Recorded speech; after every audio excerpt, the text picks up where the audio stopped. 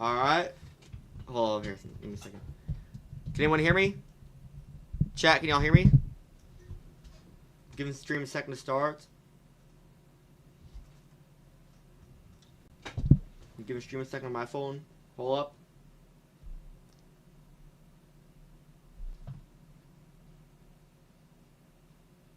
Can anyone hear me? Alright, alright. They can hear me, they can hear me. Desktop, I'll get unmute. Yo, Harrison, say something. Yo. Alright, yeah, we're good. Alright. What's good, chat? We're back! We're back! What's up? Alright. I'm gonna put this on my Snap story. How's everyone been? It's been a while since my last stream. I'm excited to start again and hopefully do more streaming in the future. But yeah, a lot's happened. I'll catch y'all up on it later. We're gonna me and Harrison warmed up a little bit. We're gonna play an OG match. We're gonna play an OG match. Sorry, I kind of zoned out for a second. Trying to put my phone to not disturb. We're gonna play a BR match first, an OG match, maybe a few OG matches, and then after that we're gonna do some reacting to some stuff on YouTube, to the storyline related for the live event. Alright, anyways, let's do this.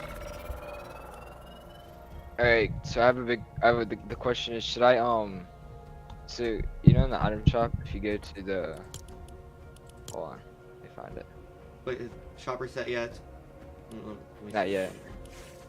Resets in an hour at 8. But go to the oh, here it is. Go to the Fortnite mirrors and go to the where it's got the grabber.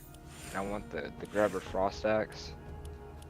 So if I get the starter pack, I'll have enough to buy the battle pass, and then I can buy the axe as well. The grabber bundle. And it leaves today. So should I get it? I mean, it's up to you. I really want it. Alright.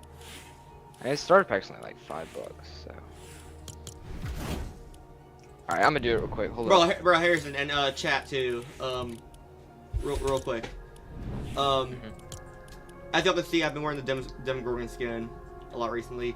Do y'all think we're gonna get new Stranger Things skins in November? Yeah. I think we are. I haven't seen anything about it, but probably. I haven't seen anything either, and if I would have known by now.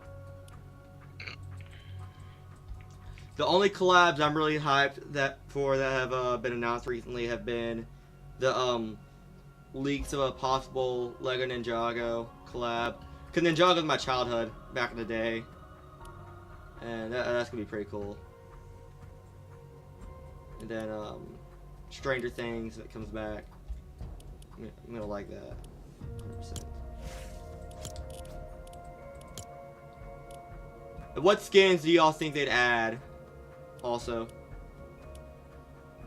Hey, can you ready up real quick, by the way? Yep, 1 second. I'm about to buy the stuff. Give me a second.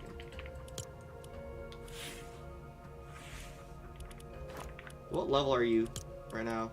Oh, 120. One something. You're 120. Yeah. Are you gonna use your V-Bucks for this season's Battle Pass, or are you saving it for next season? Cause next season starts next week. I'm gonna get this battle pass. Alright. Yeah. Cause I don't know like how many skins are gonna be in there, probably like 3 or 4. But it's mainly gonna be like Simpson skins. Like I know we're getting a Homer, we're probably gonna get like a few remix skins like we did back in Chapter 2 Remix.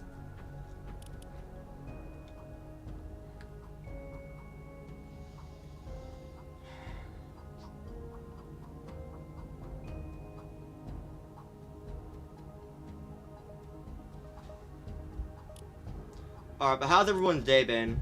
Let me see if I got this on. Let me see if I put this in the story yet.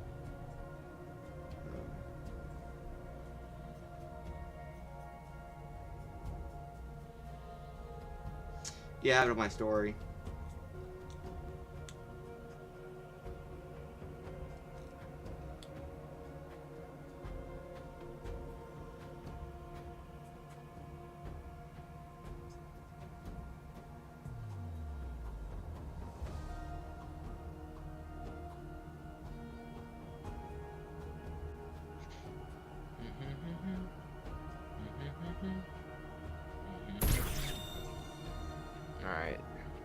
got it.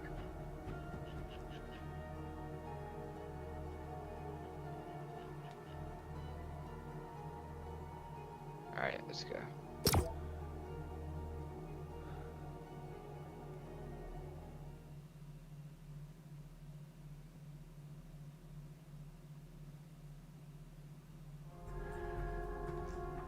Alright.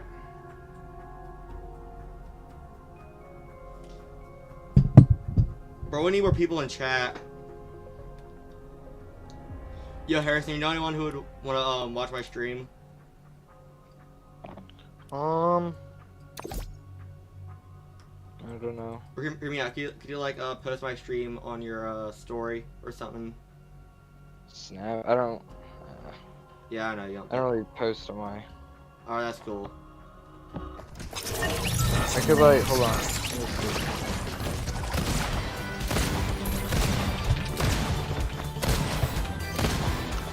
Let me go to YouTube. I'll send it to you.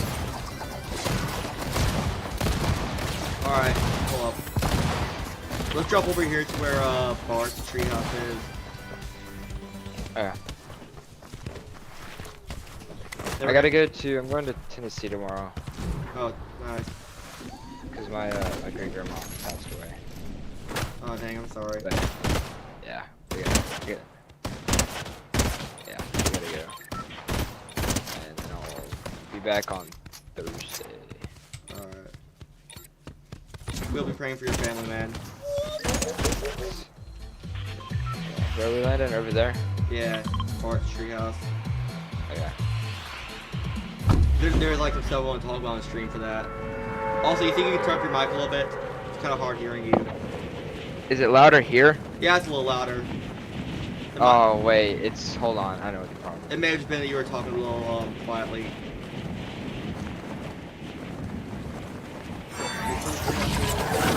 Alright, hello? Right there. Yeah, that's good. That's good. Is it louder?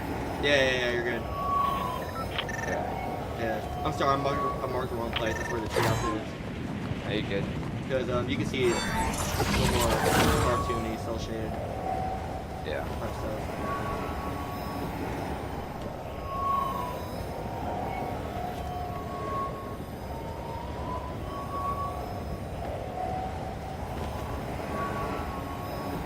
Alright, so here's Bart's treehouse. This is where the live event is going next month. And this TV here will swap through a lot of channels. It shows up a lot of stuff from the Simpsons. But there is one frame on the TV that teases the live event. With like the Dark Presence guy.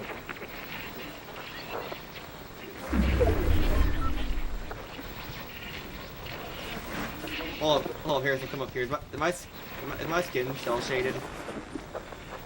Or am I just speaking? It is, a little bit. Oh, that's cool.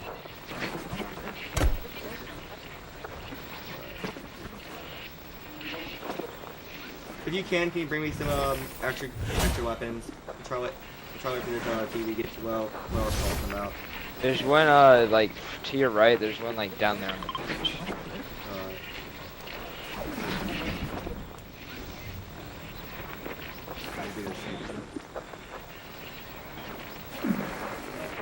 I just realized y'all can't see my crosshair on the screen because I use a custom. Yeah, I do too. So if y'all were wondering, so if any of y'all watching were wondering why I didn't have a crosshair. Alright, bro, this thing's taking too long. I'm gonna get a gun, then I'll come back up here. Yeah, you good over there? Yep. Rotate or AI? Just an AI.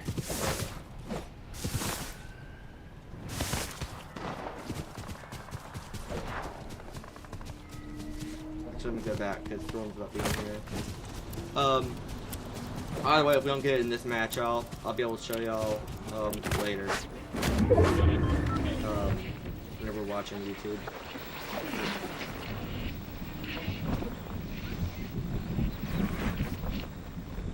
Yeah, the Storm's coming right now.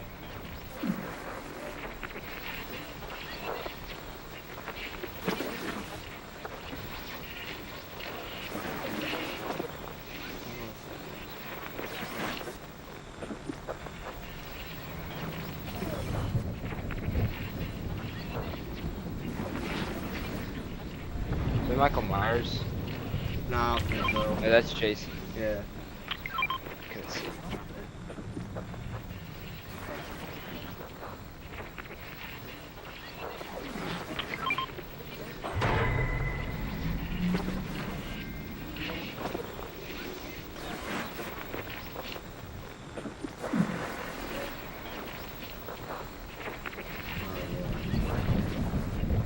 I don't think the TV's gonna show it.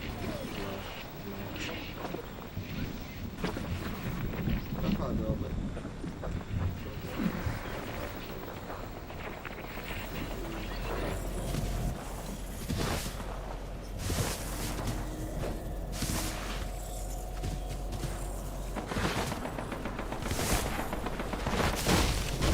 Yeah, I should have left earlier.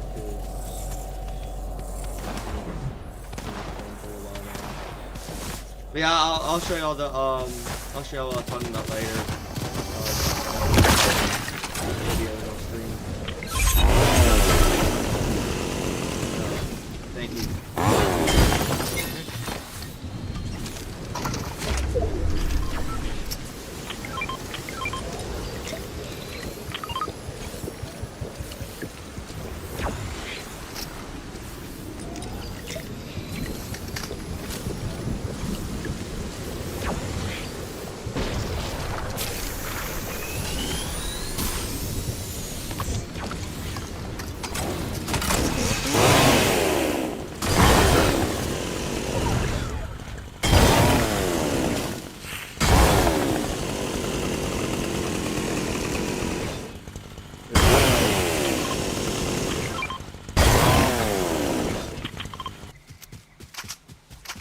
Alright, so I guess since we're not really like doing much, we're like just hanging out. Why don't we talk about where I've been recently? Since my last stream. Yeah, cool. Alright, so really what's been going on is after I kind of stopped streaming. The reason why I stopped streaming was just like I kind of just like lost interest for a little bit. Like I kind of forgot to do streaming. Then yeah, I guess I just silently quit. Not even telling myself I was quitting. But yeah, that happened, and I didn't and I didn't really. And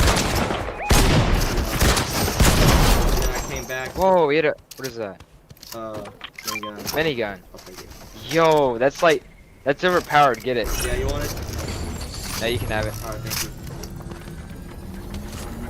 But anyway, I basically just like quit. Like I ran out of like I got bored of streaming. But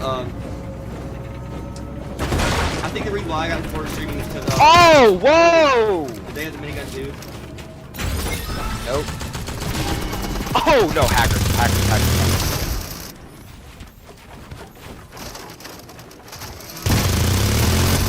Whoa! Yeah, that was a minigun. But yeah, I just ran out of like things to stream. Like, Oh yeah, he's one. reasons why I wanted to stream, I kind of got bored of streaming. The reason why was because like I was mainly only playing Fortnite, and Fortnite was kind of falling off.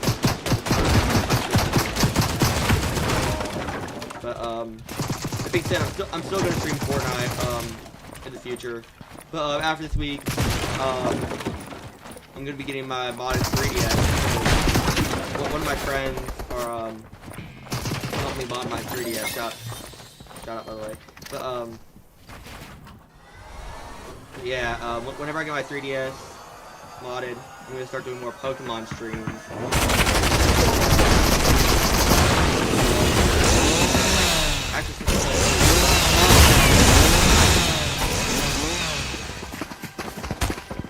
But that and Minecraft is another game I want to start streaming. Then I want to do some content in real life eventually. But yeah. And then Great. mainly what I want to do this week with streaming is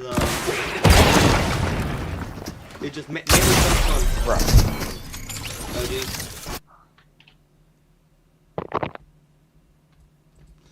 Anyways, I mainly want to focus on Fortnite this week, and that's basically the only game I'm really gonna be playing because the season ends in like a few days. But yeah. So after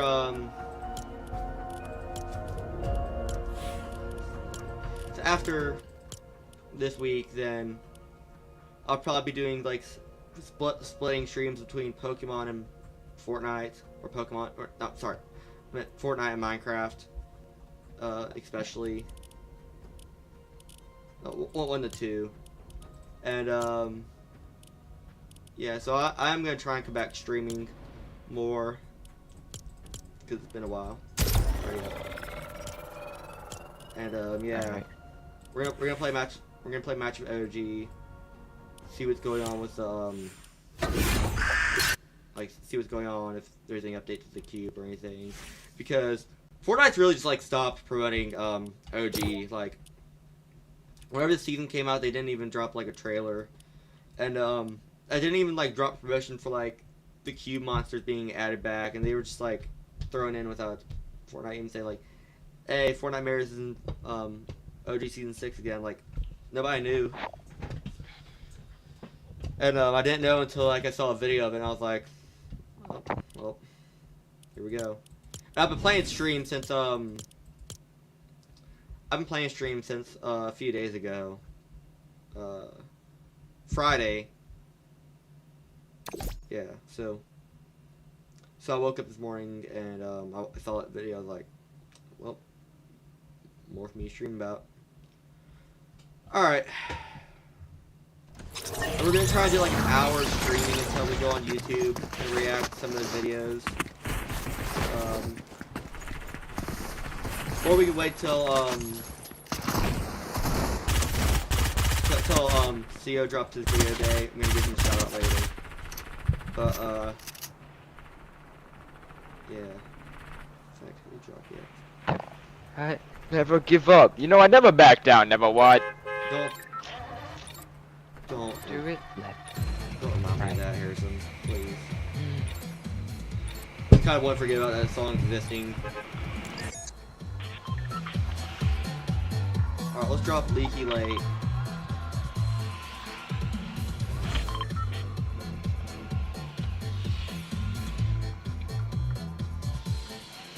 Yo, Harrison, check my stream. Do you think webcam's good, or do you think I should like, or should I cut down a little bit?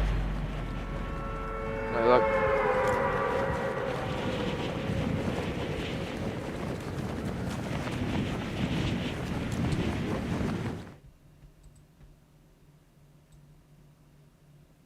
That looks fine.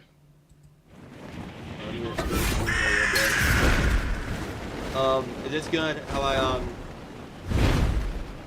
is this small enough? Yeah, let me look. Alright, just give it a second if stream is going to play.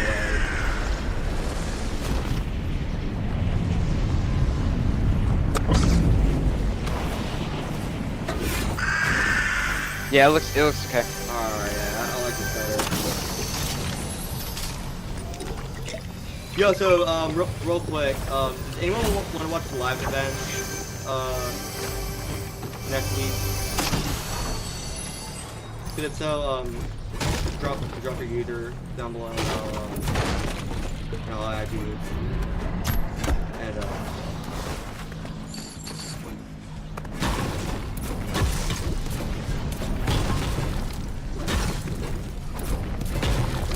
And the game's lagging. That's nice.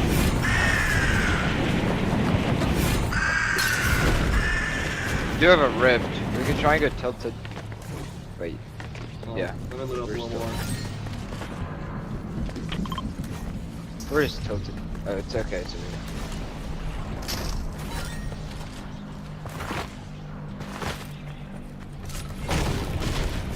Kid right there. We'll push. Yeah. Oh, someone. Are you sure? Okay. 19. I think it's AI.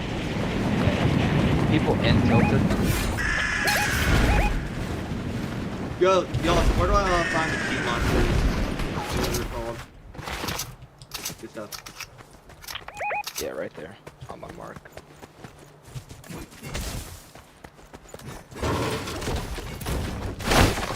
Wait, what pickaxe are you using? The pickaxe in the OG pass. What the? This is the one I got. Nice. I have a rift.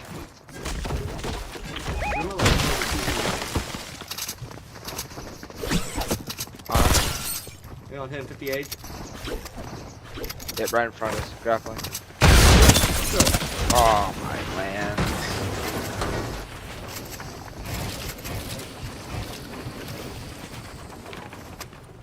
I don't have mats, holy crap.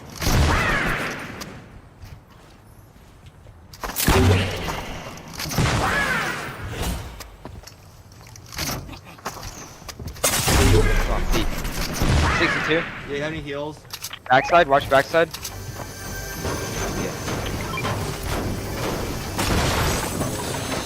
Not too many. Oh, guard me. Where you at? I don't know where you I at. don't know, but I hear footsteps in here. Yep.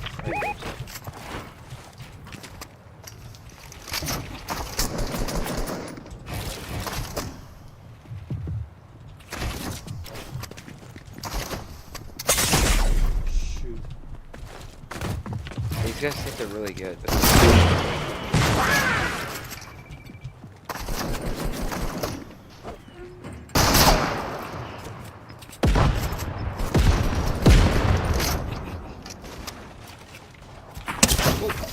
What the heck?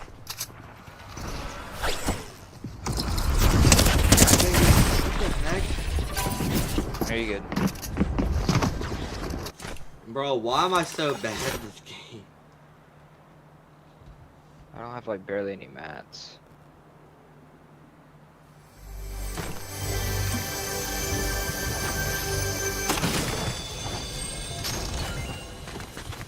I'm gonna, yeah, I need to do my, graphics. Yeah, break a that, little bit. okay.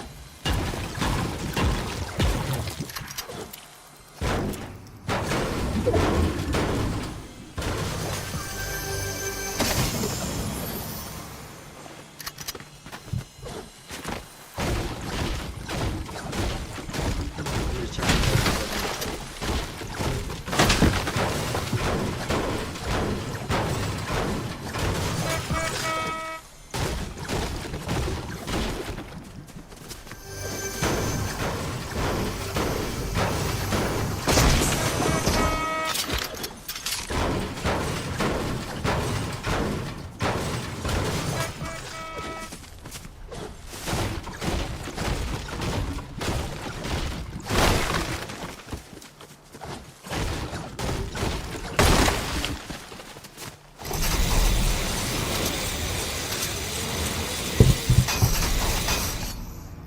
Let's see what I can do.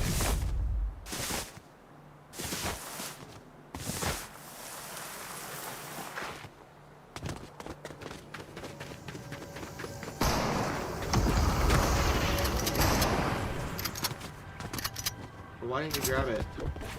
Oh, thought I did.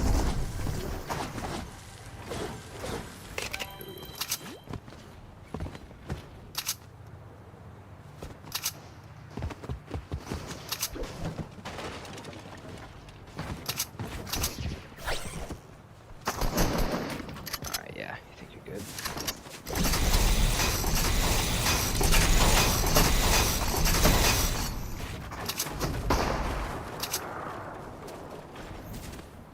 Where'd you go, son? That's insane.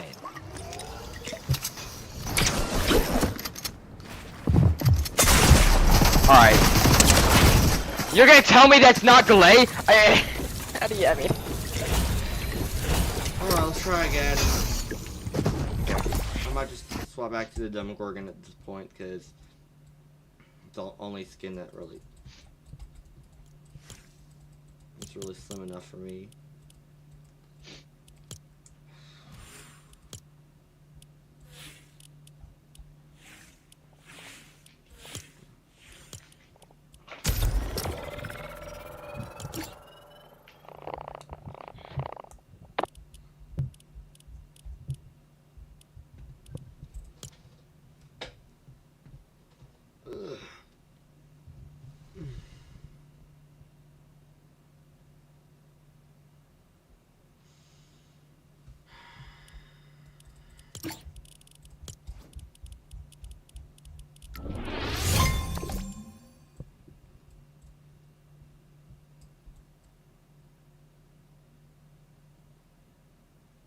Y'all, if we're streaming a live event, I need to get better settings for streaming.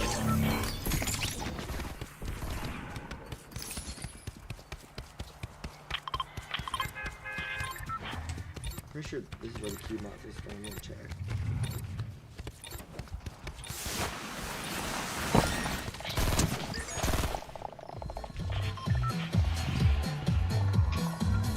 Where we landed? Running woods.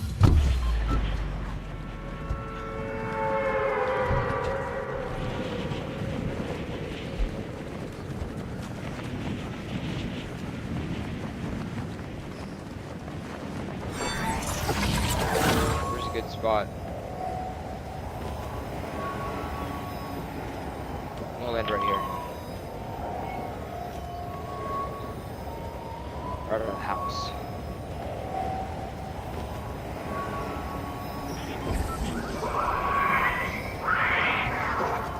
Someone's here with me.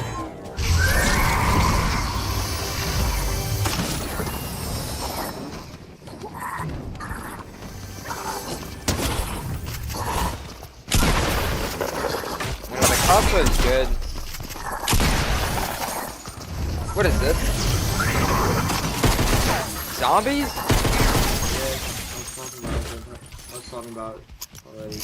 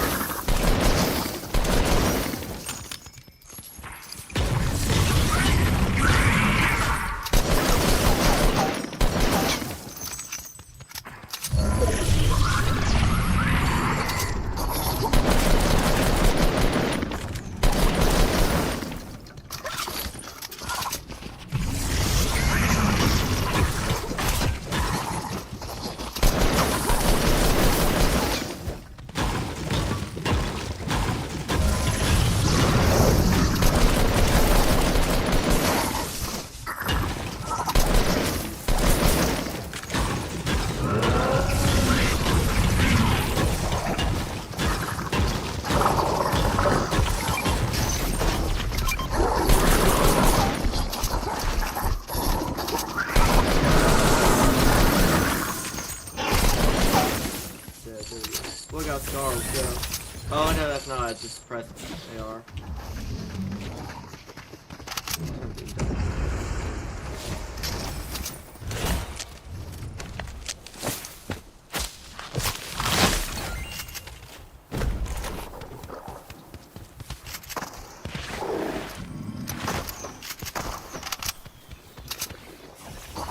I think someone's close, because someone is just gliding over here.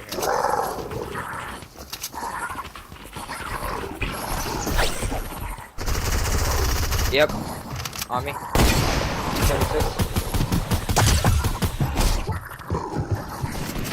Oh my god!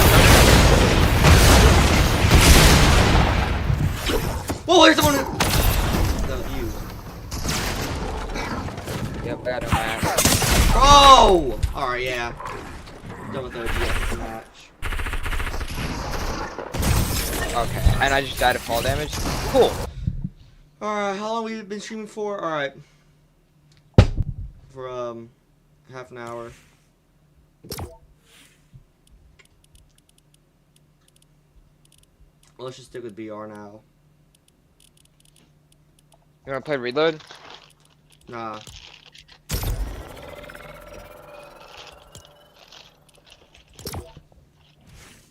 Alright, we're gonna drop at Bart's house again and see if I can show y'all what I was talking about with the TV.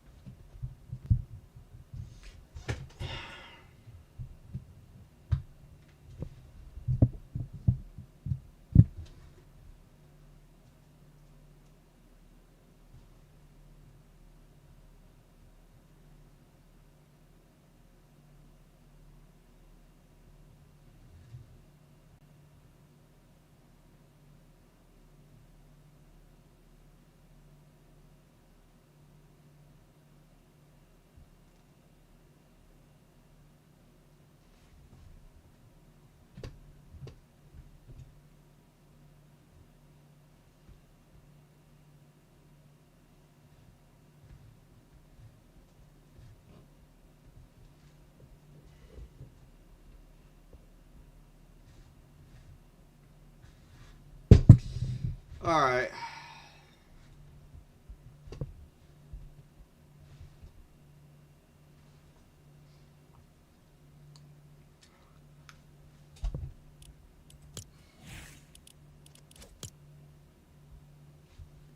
Oh, it's taking a while.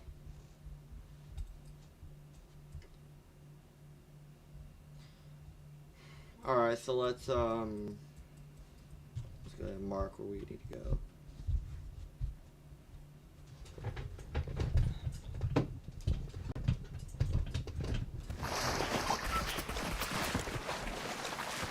Too far from here.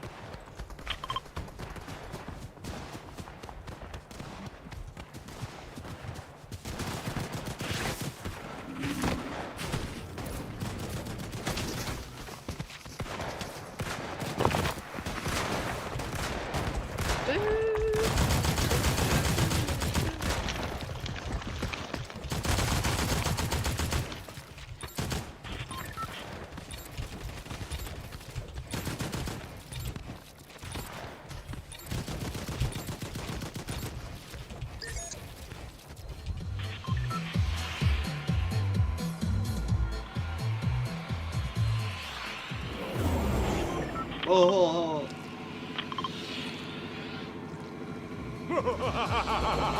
What's that?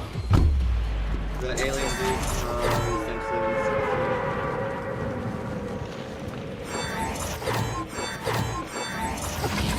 They're called like Kang and Katos or something like that. I don't know. I've only watched like 3 episodes of The Simpsons.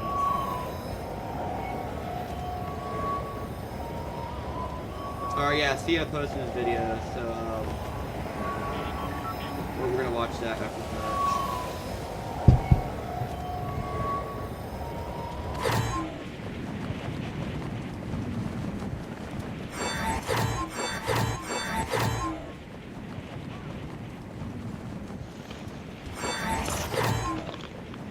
Yo, let's just drop here, Will.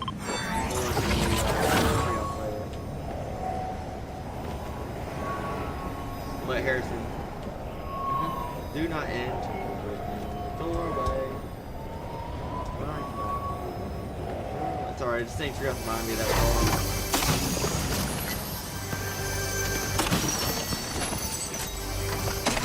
Yeah, I like this. Yeah, you're the one who showed it to me back in the day last year. I don't know why I've been using back in the day a lot.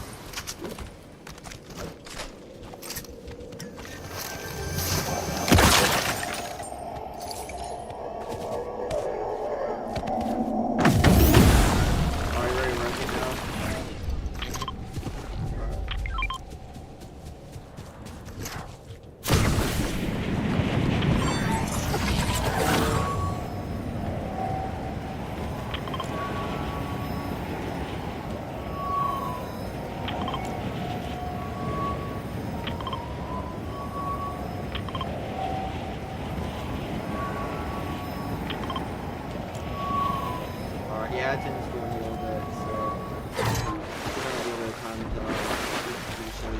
But it's not a good time because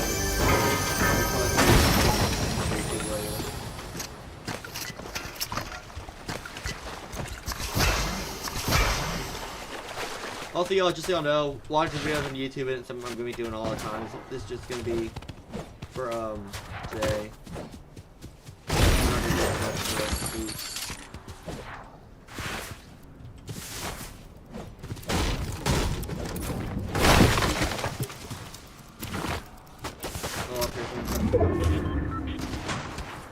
Real.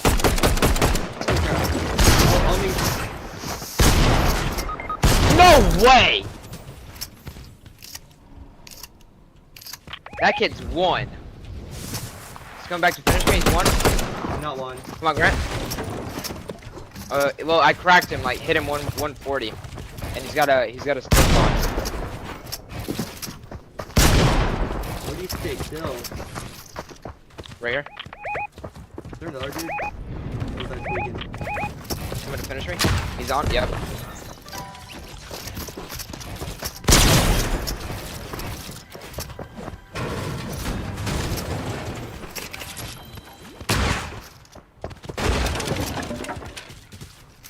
I'm out of mats. Should I dip? Did you get your finish, or is he rezzing? I think so. It finishes in here. Go get your finish. I could try. Called out. Yeah, I died. Grab his mats. Yeah. I didn't have much. Okay.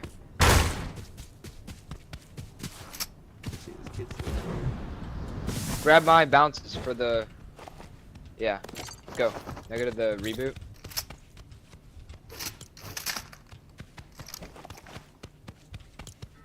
Reboot's to your right.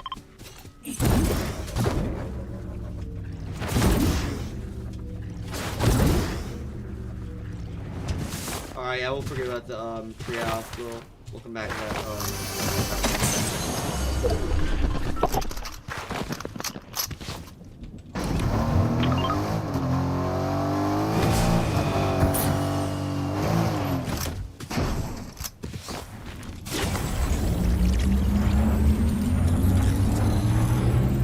Oh yeah, we need to farm that, so it'll be good later.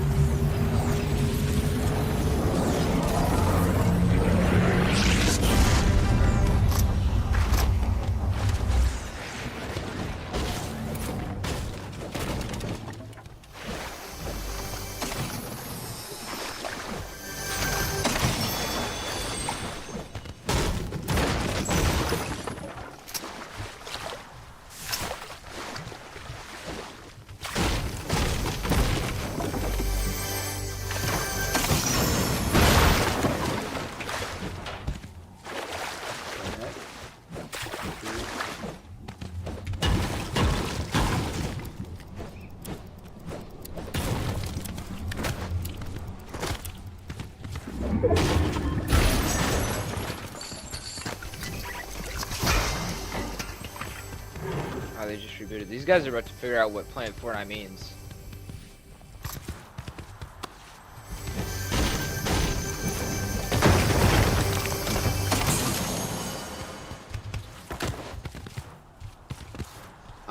I know what playing Fortnite means. Mental torture.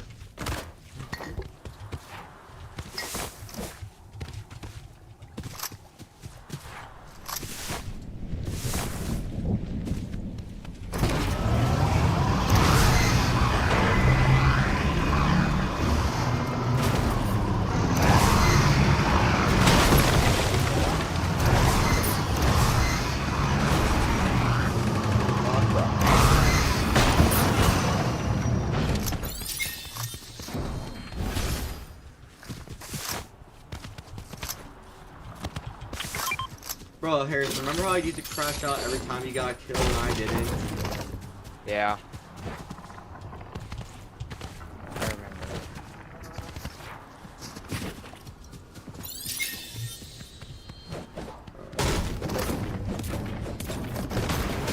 They rebooted like this way.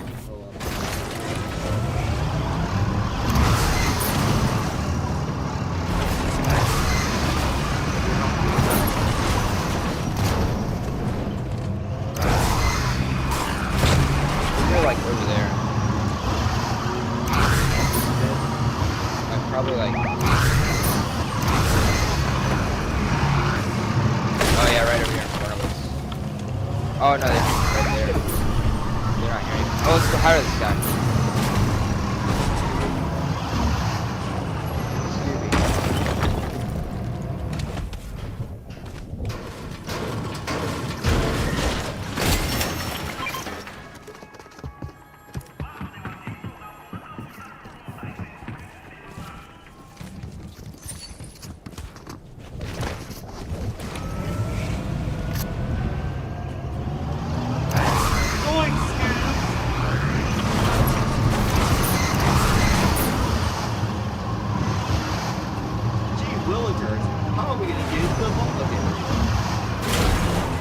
Car.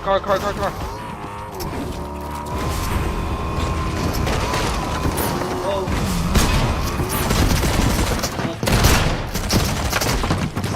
Crack.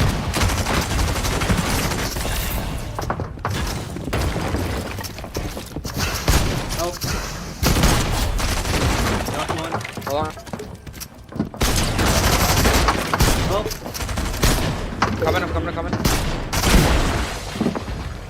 Stay calm. Reload.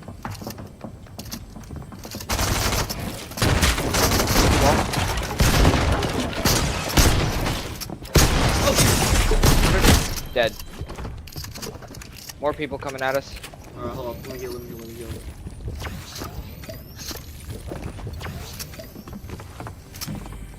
Right Yep. here. Cracked. No.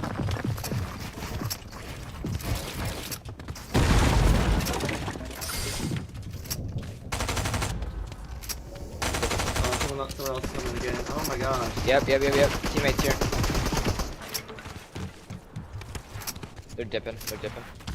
Get the car. Oh, let's grab some loot first. Good shit.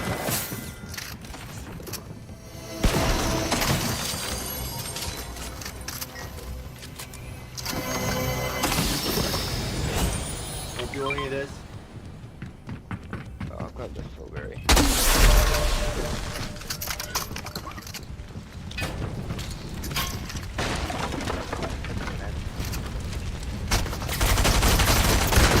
$48.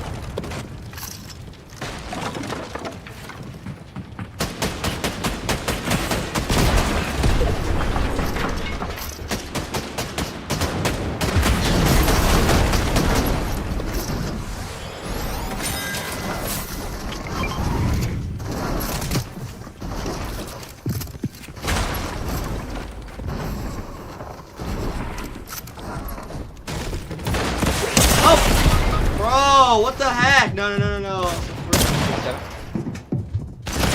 43 cracked. Bro, this happens every time I get good loot. Bro, low key, I might become a zero build player, honestly. Bro, I say that, and then like when I play zero build, I won't have anything to like get myself with. It's like honestly, I don't know. It's like build, I can get myself for like getting shot out in the open. Cool zero build, I don't have that opportunity.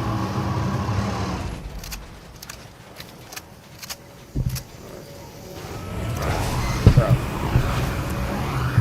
How long is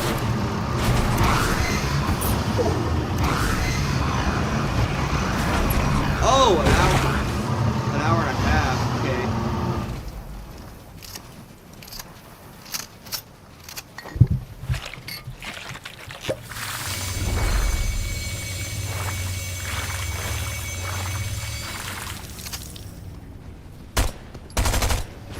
Oh my gosh, these guys want me so bad.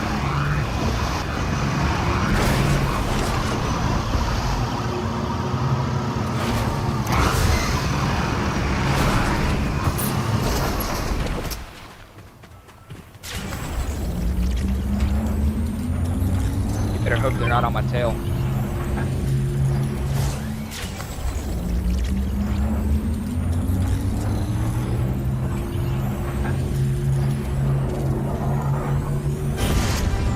Thank you. Alright.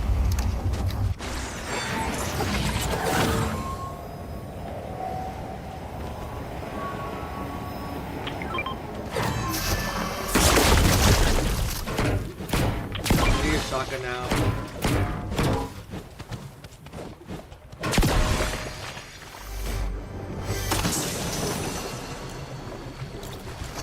Are they hot on us? Oh, they can't.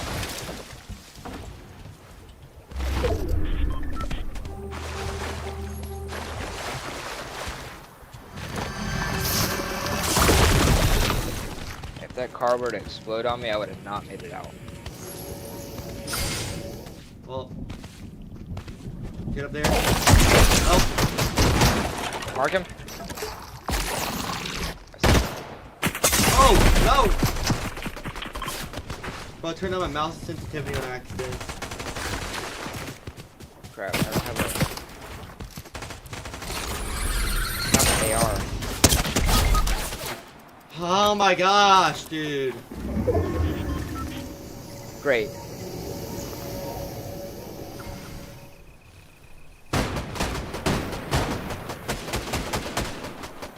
Horrible aim.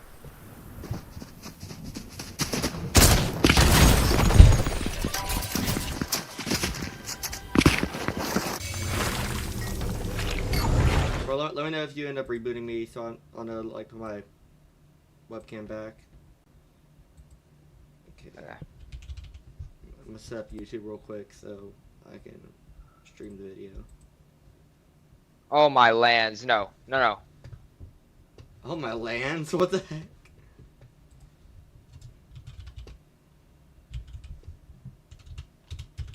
Bro. Alright. We are, of course, in Fortnite. Alright. We are, of course. Alright, I found the video. Alright. So I'm gonna be watching here. My webcam back since I have it pulled up. Well, I have the stream pulled up. There we go.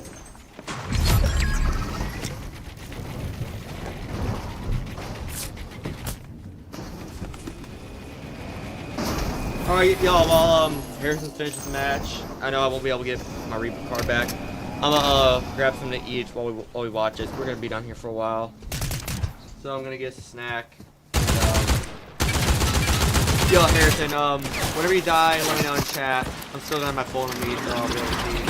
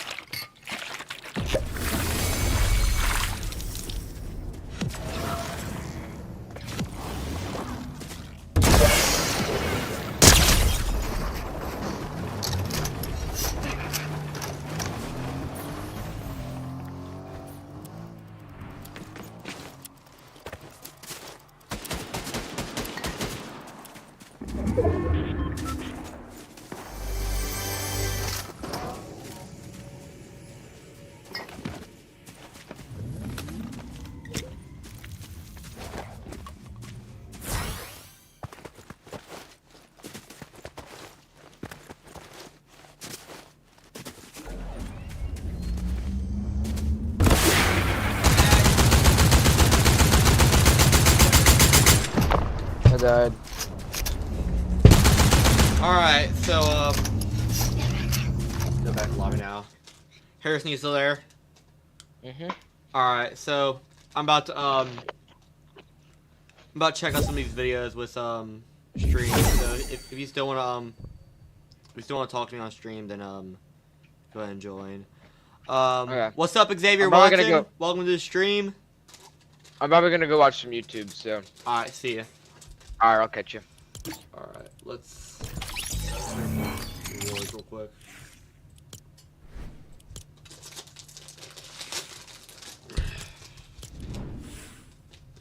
So we're gonna put my thing on away, and then yeah. So real quick, I want to shout out CO, Fortnite storyline YouTuber I've been watching since last year actually. Just want to shout him out. He makes absolutely peak storyline content, and if you're watching, then keep up the good work, man. I've enjoyed the videos. And with that being said, let's go ahead and start the video in a second. I'm getting rid of my custom crosshair. But anyways, yeah. Okay, 3, 2, 1. We are, of course, in Fortnite Chapter 6, and it's safe to say that a lot of people have found its new storyline pretty confusing. But trust me, it's not. The Chapter 6 storyline is actually rather simple, to be honest, with it being really interesting at the same time, and it actually ties into a lot of previous Fortnite events. So in this video, I am going to be fully explaining the Fortnite Chapter 6 storyline so far, because trust me, it's really not that complicated and you'll actually like it a lot. Now, to start things off, we need to head back to the Remix Finale live event, where after watching Juice WRLD, we woke up in the bridge to reunite with Hope and Jones, and Hope led us to the Chapter 6 island. However, following right behind us was a shard of the 0 point. After Chapter 4, the 0 point just blew up, leaving just very powerful shards. Also, real quick, if anyone's wondering how I think we got from Chapter 5 to Chapter 2 Remix, I think everything Remix related with a dream. The Prelude live event, the season itself, the finale live event, all of that was a dream, in my opinion. So I think, really, after Chapter 5, we just left. You know? Alright, anyways. Of it scattering across the Omniverse, with one of these 0 point shards following us through the bridge and into Reality 783, which is where it then crashed onto the Fortnite Chapter 6 island of Oninoshima. Yes, for the first time, Epic are actually giving their islands official names, and the name of the Chapter 6 island is Oninoshima. Now, this Japanese-based island of Oninoshima actually holds a lot of history. You see, centuries ago, the island was home to two very important syndicates in Fortnite lore, the Fox Clan and the River Guard, and as we learnt in Chapter 4, they have always been rivals. But at one point, they were at full-out war, and would battle constantly. And one day, the Fox Clan had enough. They wanted to destroy the crap out of the River Guard and take over the island for themselves. But the special thing is about the Fox Clan is that their powers come from their masks. And one day, the person who usually makes the masks for the Fox Clan decided to start adding demonic, evil magic inside of the masks. That would of course make the masks extremely more powerful. But this was good for the Fox Clan. They can finally wipe out the River Guard using evil, powerful magic. At least, that's what they thought. The magic that was put into their masks was so powerful, it all started to get out of control. Just out of the blue, killing innocent people and damaging the island. It was all too far. And it all led into something called the Shattering War. A giant fight for magic and a fight against the Fox Clan. As with this magic, the Fox Clan was practically becoming demons, with them also influencing the use of magic too. But then one day, the Fox Clan was surrounded and they had no other choice but to just give up. With that, all the masks were destroyed and the people on the island had to get rid of the magic somehow. So they built gates, all leading to the Spirit Realm, which is a place where all evil spirits and demons lie. And that's where most of the remains of the evil magic was sent. And then after that, the Spirit Realm gates were closed. And ever since then, magic was banned on Oninoshima. until now. The impact of the Zero Shard caused the old Spirit Realm gates to reawaken, with demons leaving the Spirit Realm to then step foot on the surface of Oninoshima. And as the Spirit Realm is linked once again with the island, magic is now back. It's reawakening, and everybody is starting to notice. Now, Hope is no longer known as Heroic Hope. She's now known as a Shadow Blade Hope with a new ninja style. And Jones is back to his usual vengeance self, not being Captain Jones anymore. But the main question is, why are Hope and Jones here? Like, why are they specifically on the Chapter 6 island? Well, she was actually called to the island by Pandora's box. She said this to her sister during Remix. But, yeah. I think it's time for me to go. With all of your connections, you probably know this already. But Pandora's box is a part of something bigger. I can't shake the sense that I'm a part of it too. I don't know where I'm going, or when we'll see each other again. So yeah, for some reason, Hope was guided to the island by the Oracle to fix important matters related to Pandora's box, and of course, Hope brought Jones with her. But yeah, as of now, Hope and Jones are actually looking for the 0-point shard that landed on the island. I came here searching for something, a strange and powerful artifact. Let's just say, it doesn't surprise me that this island's myths and ancient magics are waking up. So the Oracle, or Hope, saw a prophecy of the 0-point shard, and somehow the shard is the key to painting the bigger picture of Pandora's box. Now, when Hope landed on the island, she met this guy named Kendo, who is a resident and a samurai of Oninoshima. And when the two met, they instantly clicked, becoming very good friends. Kendo is also confused why all of the magic is starting to wake up on the island again, so he joins Hope in search for the 0-point shard. But when looking around, they came across one of the demons that came to the island by the Spirit Realm gate. And this demon's name was the Night Rose, and she was kind of like leading the new pack of demons. Well, at least that's what it seemed. Hope and Kendo then chased the Night Rose throughout Seaport City, and then across the whole island, until the Night Rose reached a Spirit Realm gate, and that's when a much larger demon came out. This big-ass demon being named Shogun X, and he is actually, like, the main alpha of the demons on the island. And this was our main introduction to the main villain of Fortnite Chapter 6, Season 1, Demon Hunters. But wait, I thought the Night Rose was the main villain of Chapter 6, Season 1. She wasn't very nice in the trailer. And well, this is actually because the Night Rose is being puppeteered by Shogun X. Yeah, she's being full-on controlled by the demon. I'm not even joking. The Night Rose actually used to be a normal girl who was very interested in demonic magic. However, one day, Shogun X approached her and completely took over her. And for centuries, the Night Rose has practically been puppeteered by Shogun X. Moving on, Kendo has lived on this island for practically the whole of his life, and he actually has 2 siblings. Kendo has a sister named Jade, who is very curious about the island's history and magic. However, she is also very reckless. More on that in just a bit though. The two also share an older brother named Daigo.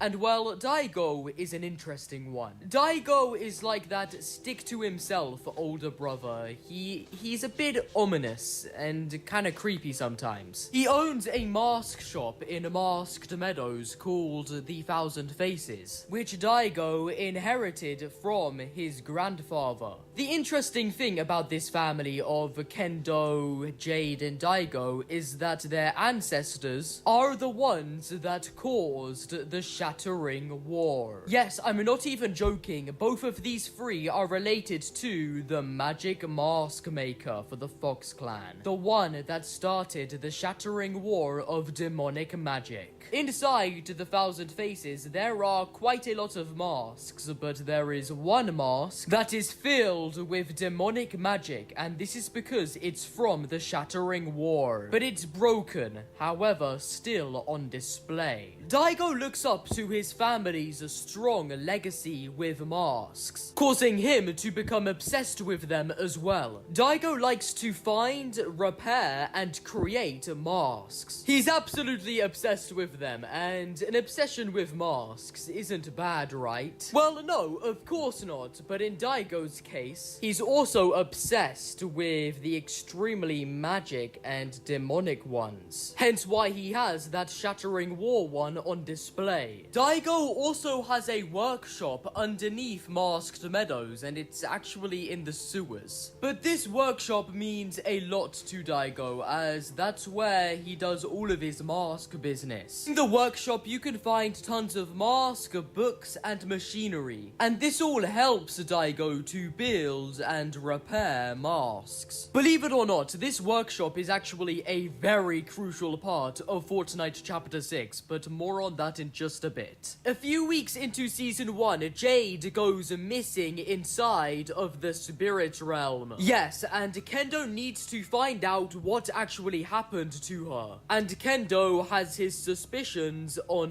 Daigo, as he refuses to talk about it. When confronting Daigo, he states that Jade is cursed by the demons, and so he made her a mask to protect her. But at the same time, Jade was also investigating the influx of the demons from the Spirit Realm, and she was actually investigating the portal at Night Shift Forest, but then she accidentally slipped into the realm itself. Yeah, that is the case, and now Jade is stuck in there. And when looking into the portal, you can literally see her face. Now, this confused many on the island because it's always been said that only demons can enter the Spirit Realm. However, if you are wearing a mask that holds demonic magic energy, you could technically be classed as a demon and fall into the Spirit Realm. And well, Daigo did admit to giving Jade that mask, so it's kind of his fault that Jade is now trapped in the Spirit Realm. But Daigo thinks she'll be okay. He loves Jade to pieces. He would never hurt her, so he has to do something about it. Now, this is when we discover the secrets of Daigo. When us, as loopers, found his workshop under the order of Kendo. And in his workshop, we find tons of machinery, masks, and a picture of Daigo giving Jade the mask that she would soon fall into the Spirit Realm with. And all of this machinery and experiments with magic caused this purple gas to leak out of the sewers of Masked Meadows. Daigo was up to something pretty interesting here. Now, in Night Shift Forest, we find some ancient magic resonance, and this is when we find out that the 0 Point Shard is in the center of all of this new demonic magic. It's also when we find out that the demons are here on the island for the 0 Point Shard itself. And luckily for the demons, they actually locate the shard itself before Hope does, which they then take it to the Spirit Realm, leaving only energy of it.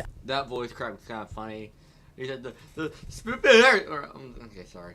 At its crater. About a month later, Godzilla comes to the island, and so does Monarch, who helps the loopers take down Godzilla. Also, I don't consider that canon. So, a large pickle factory But if you want to consider that canon, cool. But I don't. gets built near Hopeful Heights. But at the same time of everything, Jade is still trapped in the Spirit Realm. Now, when the 0 Point Shard flew across Reality 783, splinters of it scattered across the Chapter 6 island. And we had to collect these splinters as Kendo believes that it could be the key to getting Jade back. Also, Hope makes us eliminate one of the demon guards, who then drops a demon map. And this map does reveal to Hope that the 0 Point Shard is currently in the Spirit Realm. So this annoys Hope, but at least she now knows where it is. Speaking of demons and spirit realm stuff, the Night Rose has actually been freed. Well, kind of. She's been restored to her inner self as we temporarily defeated the puppeteer boss. Remember that Shogun X is the one pulling the strings though. Now, this next thing I'm about to say is a really crucial part of Fortnite Chapter 6. Using the splinters of the Zero Shard, we craft 2 daggers which would then be known as the Splinter Blades. And these are blades literally made out of 0-point energy. We then give these Splinter Blades to the Night Rose, who the Night Rose says she'll give it to someone else. The Night Rose also believes that these blades could potentially free Jade, so she gives them to Daigo, in which Is that Fortnite? Hold up, give me a second. That was. I'm gonna turn this off real quick. I'm not gonna be on the game again for the rest of the stream. There we go. Daigo is very grateful for this. Now, on the island near Warrior's Watch, there is this frozen spirit realm gate that is literally frozen in time. It hasn't been activated in many years. However, that's going to change soon, as Daigo is going to try and free Jade by this specific portal. In his workshop, Daigo has been working his cheeks off to make a mask out of magic that he could free Jade with. And unfortunately, to get this magic energy, well, Daigo needs to kill some of those sprites on the island. Which is quite sad, but if it's for Jade, it's worth it. Now, Daigo sits directly opposite this frozen spirit realm gate in a bubble. later. And using all of the masks in front of him, he is starting to activate this frozen spirit realm gate, with it slowly connecting with the spirit realm again by the day. At the same time, Hope is watching all of this, spying on Daigo right next to him. So yeah, something very interesting is about to unfold. And on the 15th of February 2025, our first Chapter 6 mini live event happens. Not true. Our first mini season live event. Not mini season live event. Our first mini live event was actually the same season as this, but it was a Mariah Carey live event concert thing. So, fun fact for y'all who didn't know that. I remember watching it and thinking it was terrible. Okay, who remembers the time where me and my friends watched this on stream and died? Like, died the storm right before the event started. Kind of ruined the experience, but this was still a peak event.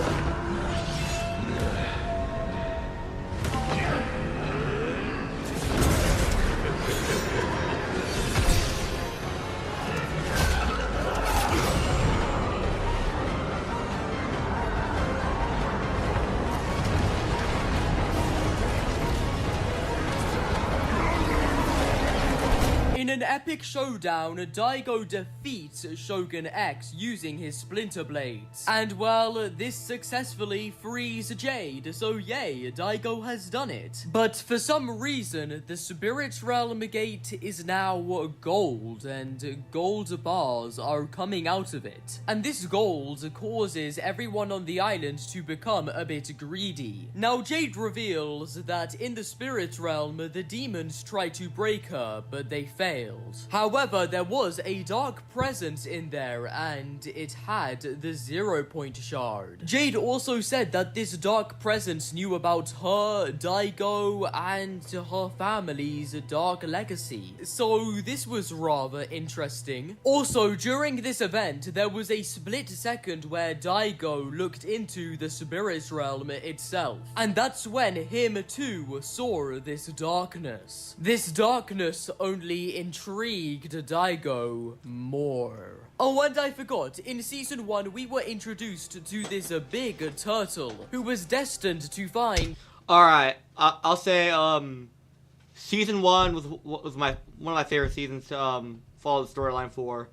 Season 3 was my favorite for, obvious reasons. I'm pretty sure that's everyone's favorite. But, this was probably my second favorite season to do the story quest for. Anyways, and that was probably my favorite live event this chapter. Either this one or the Kraken event. Anyways, what was y'all's favorite live event this season?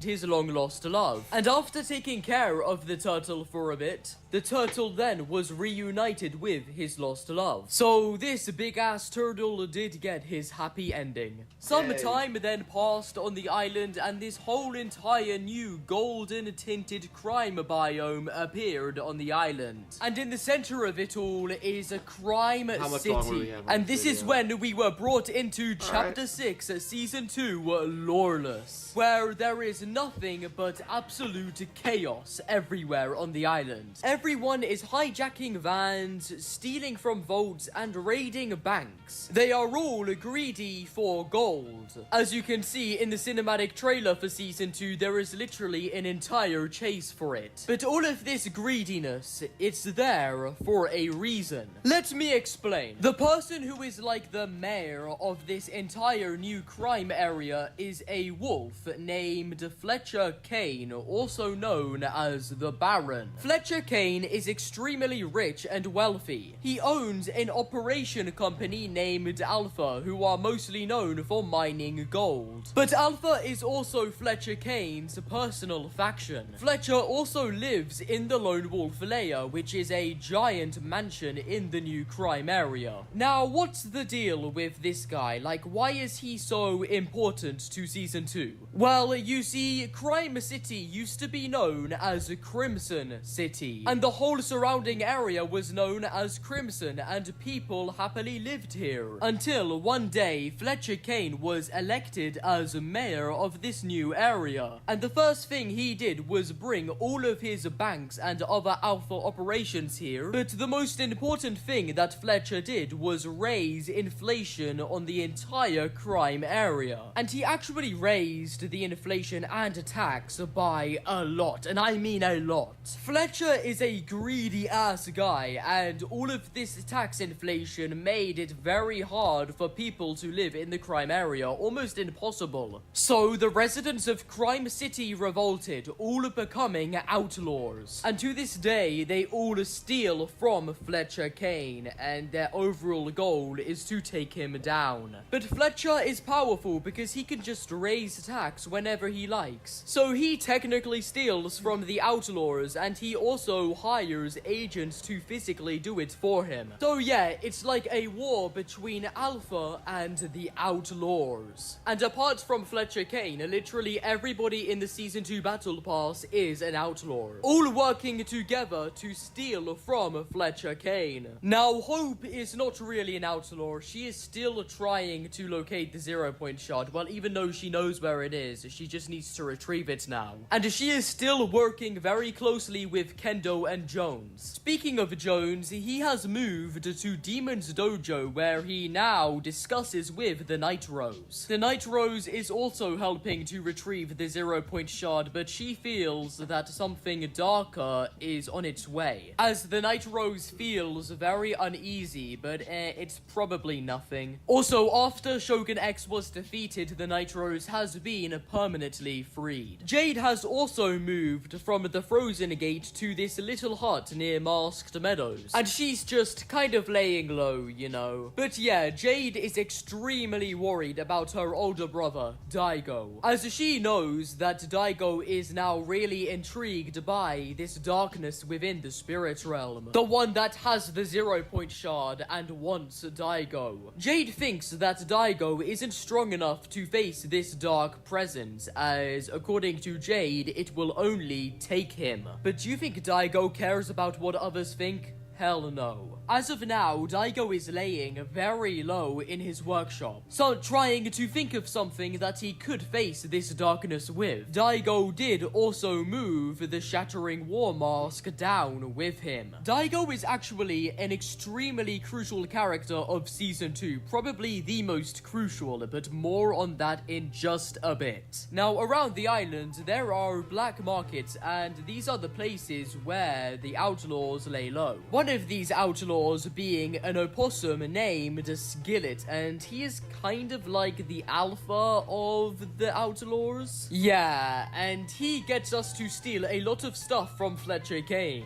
But then we meet up with Valentina, who we have to protect whilst she's hacking into Fletcher Kane's safe in Outlaws Oasis. Fletcher Kane is also a bit like Kato Thorne, he owns quite a few resorts. But Real quick. They should have reintroduced Kato Thorne this season instead of Fletcher Kane. Don't get me wrong, I like Fletcher Kane, but they should have reintroduced Kato Thorne and made him have more of a crucial role this chapter, because I feel like he would have fit in. Anyways, yeah. he's mostly known for his mining and obsession with gold. Like, literally, just to look at the crime biome, there are tints of gold everywhere, and this all comes from his mines. In Season 2, there is also this outlaw named Big Dill, who is a pickle, and he was born in the Kappa Kappa factory. Big Dill is also a rapper and a part of the Tasty Boys, alongside with the Brat. And he is mostly known for his song Run Amok that he sings during the Chapter 6 Season 2 cinematic trailer. Now, what does Fletcher Kane want? Well, he wants to get rid of the outlaws on the island. So basically, he wants full power, and he also wants to specifically eliminate Midas. A bit of history: before Fletcher Kane took over the crime area, he was actually very good friends with Midas. Until Midas ditched him and became an outlaw due to all of the crazy things that Fletcher was doing. And Fletcher took this as a betrayal from Midas, so he now fully targets him. If any of you see Midas in the field, you know where to aim. I want those golden hands mounted on the walls of my study.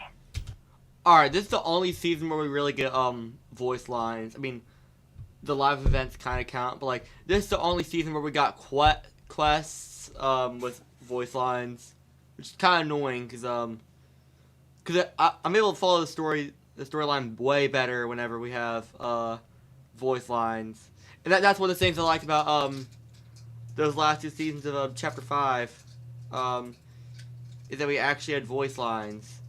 So, yeah. I hope that they bring back voice lines in Chapter 7. We have a Midas sighting, sir. Then why are you talking and not shooting?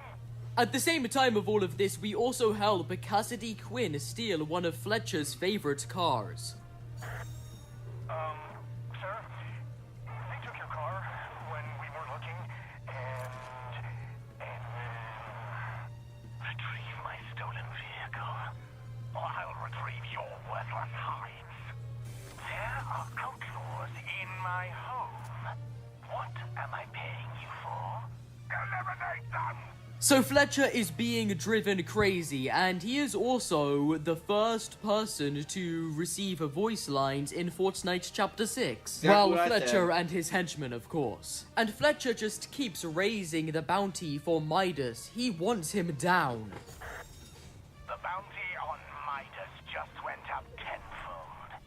If you want to become wealthy beyond What is that? imagining, bring me the man with the golden hands. Alpha team's down. They need backup. Retrieve their masks and inform recruitment we have vacancies to fill. Wait, what masks? Okay, so at one point, Fletcher and his Alpha team completely raided Daigo's shop and stole a bunch of masks from there, and as you know, these masks will obviously enhance the henchmen. So Fletcher doesn't want them wasted. Now, lately, Fletcher has been in touch with Daigo, who is again laying low in his workshop. Fletcher is actually paying Daigo a lot of gold, so a really powerful and strong magical mask can be made for him. And with this mask, Fletcher plans to wipe out the outlaws. But in order for Daigo to make Fletcher this mask, gold and machinery must be delivered to Daigo's workshop. Alpha Team 3.0 is on the move. But, sir, what's the mission here? Daigo gets the gold he needs, and I get the power he promised. That's all you need to know. The machine's been installed in the workshop, sir. Finally, some good news. Daigo will be pleased. Petty superstition should keep the locals away from Daigo's workshop. But if curiosity gets the better of them, you know what to do. As Daigo doesn't want anyone knowing that he's secretly working with Fletcher Kane. At least that's what Fletcher thinks. Now, with the help from Alpha, Daigo's workshop has been fully restored. And newsflash, Daigo will be repairing the Shattering War Mask and giving it to Fletcher Kane, with it already actually being repaired. Tell me again, what does it look like? Well, it's a mask. And it glows. But not with light. Something more,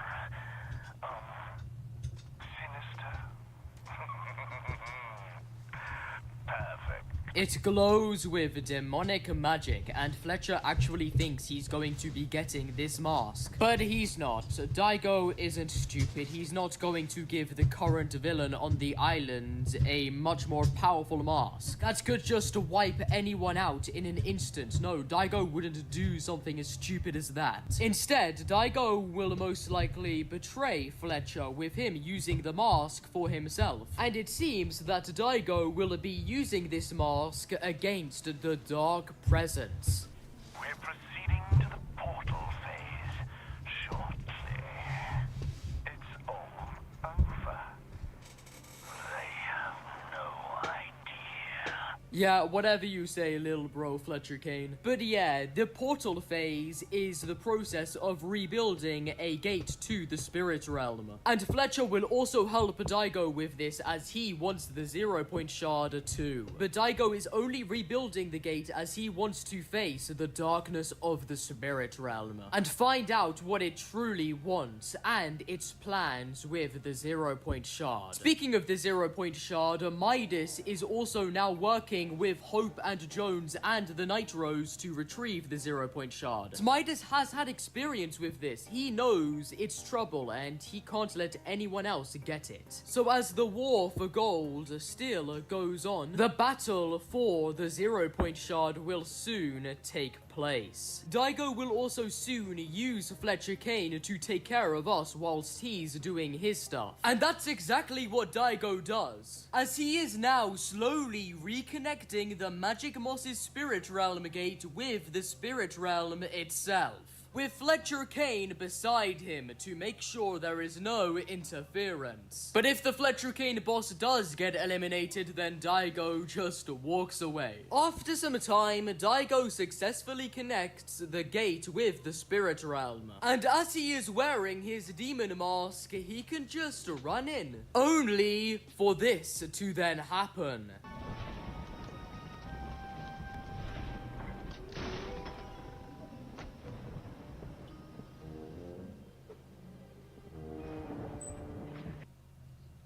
Okay, I'm glad they unmuted that. Also, I wish they do more cutscenes like this. This was peak.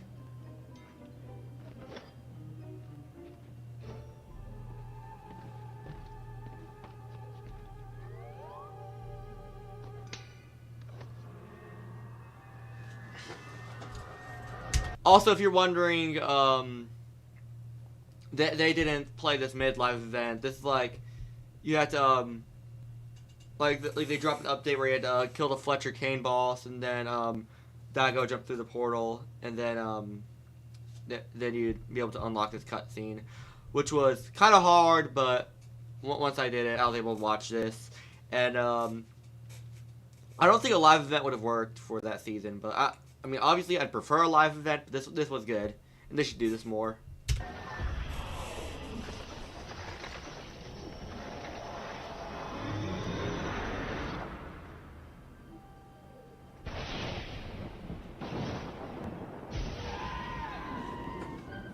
In He's right behind me, moment. hopes of confronting this dark presence, Daigo gets turned into a full-on demon by this dark presence. This right here, by the way, is not the dark presence itself. It's just a puppeteered mask that the dark presence is using to completely wipe out Daigo's mind and transform him into a demon, who is now fully puppeteered by the dark presence. So Daigo is kind of getting Nitro's treatment here. But of course, this demon version of Daigo is much stronger than Prime Nitro's. So basically, real quick, I want to do a synopsis that some of you guys would get a little more, and a synopsis that I kind of got, or like not synopsis, a comparison. So let's compare this to Stranger Things. We have the Mind Flayer, and Fortnite we have the Dark Presence. The Mind Flayer is able to latch on to people and like control them, like Henry / Vecna, Will, other characters like that. Just like the Dark Presence can do. The Dark Presence can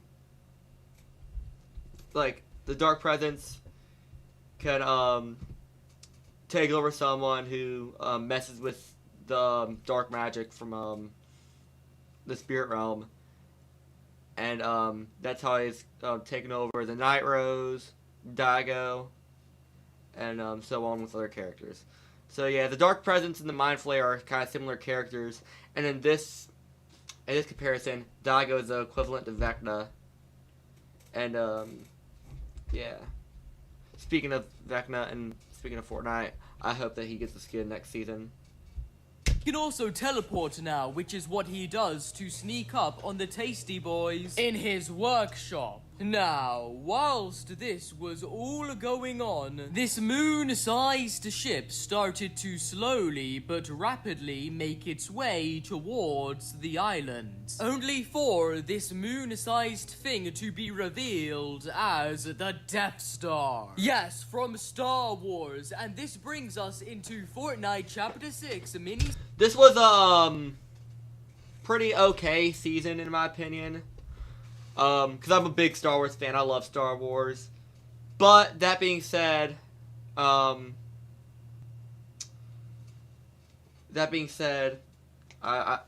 felt like it was kind of annoying, but it was a cool season.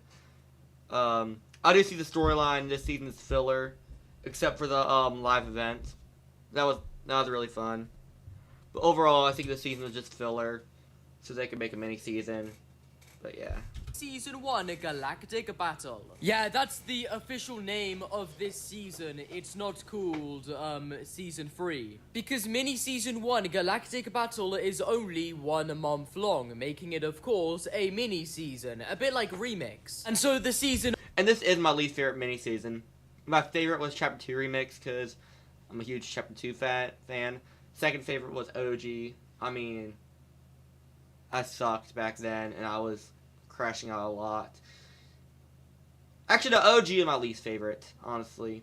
I know I'm going to get hate for that, but OG is my least favorite mini-season. This is my second favorite, and then Remix my favorite. After mini-season 1 Galactic Battle is Fortnite Chapter 6 Season 3. Okay, so the Death Star, which is mega giant, is now drawing closer to the Fortnite Chapter 6 island. And the person controlling the Death Star is Emperor Palpatine, who is also known as Darth Sidious. And he is in charge of the Galactic Empire, who are the main villains of Mini Season 1. And the Galactic Empire own the Death Star. Now, why did Emperor Palpatine bring the Death Star and the Galactic Empire to the Chapter 6 island? Well, because Emperor Palpatine wants power. In the cinematic trailer, Emperor Palpatine stares at a hologram of the Death Star levitating above the Chapter 6 island, but the Death Star is aligning with Lone Wolf Lair.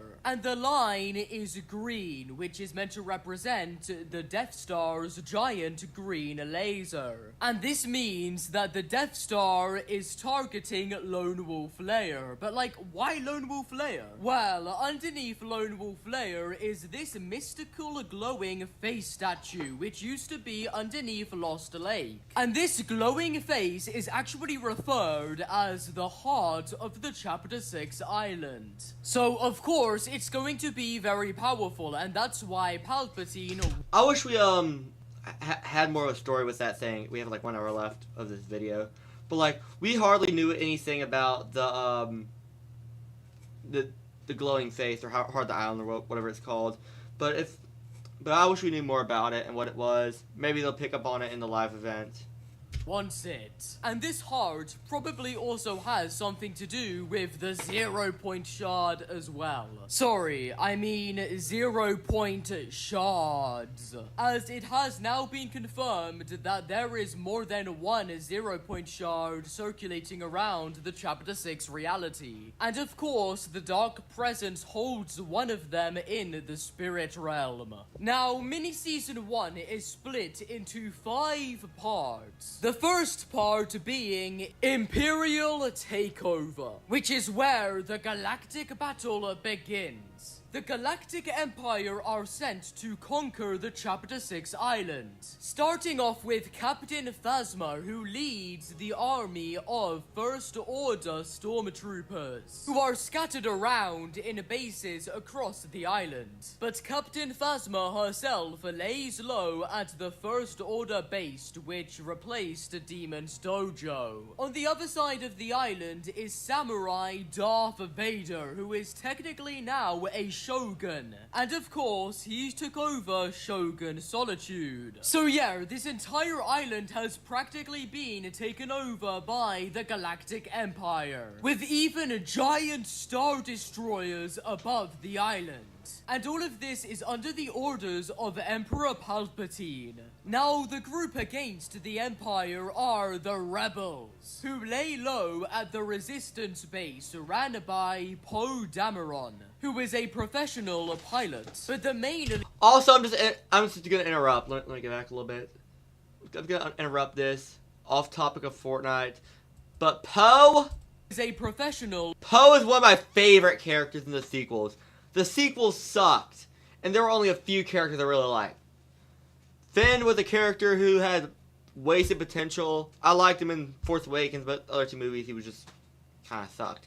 Rey sucked also, but Poe and Kylo Ren were absolute peak characters. Why couldn't everyone else be like them? Why not? Just honestly, Finn should have been the main character instead of Rey. I swear. Sorry, I went off for a little bit to talk about Poe, because he's the absolute GOAT of the sequels. Same for Kylo Ren, but Poe especially. A pilot, but the main... Also, I hate how they killed off Luke and Han Solo in the sequels. Han Solo's death traumatized me as a kid. I watched that. It traumatized me. Luke's death, which is infuriating, and then Leia's death actually kind of affected me. They actually respected that one a little more. But anyways, I should probably stop yapping about the sequels now. The leader of this protagonist faction is Leia. However, the rebels, they are really outgunned. They are really worried that they will lose this galactic battle. And this is due to them being such a small matter of resistance. But behind the scenes of everything, Emperor Palpatine is watching, analyzing every step made within this galactic battle on the island. General Grievous is also on the island as well, who is of course trying to collect lightsabers, not really taking part in the galactic battle. Now you're probably wondering what happened to the cast of Season 2 Lawless. Well, after Daigo ditched Fletcher Kane to of course become a Demon Daigo, Fletcher Kane was left very outgunned, and that's when he was humbled by the Outlaws. We don't know if Fletcher Kane died or escaped, however though, he got defeated, meaning that the Outlaws won, and after they found this out, they low-key blew up every single bank belonging to Fletcher Kane. Do the Outlaws play a part in galactic battle? No, they don't play a single part at all. However, our iconic duo, Hope and Jones, very well do, becoming rebels against the Galactic Empire alongside with practically every other looper on the island. Now we move on to part 2 of this galactic battle, which is named the Pull of the Force, where the Sith Lord Darth Maul appears on the island. As well as the Jedi Master Mace Windu also comes to the island to help the rebels. Chewbacca also comes to the island to help us with this galactic battle as well. Part 3 of Galactic Battle is Mandalorian Rising, which of course focuses on the Mandalorians on the island who actually took over Hopeful Heights and replaced it with their outpost Enclave.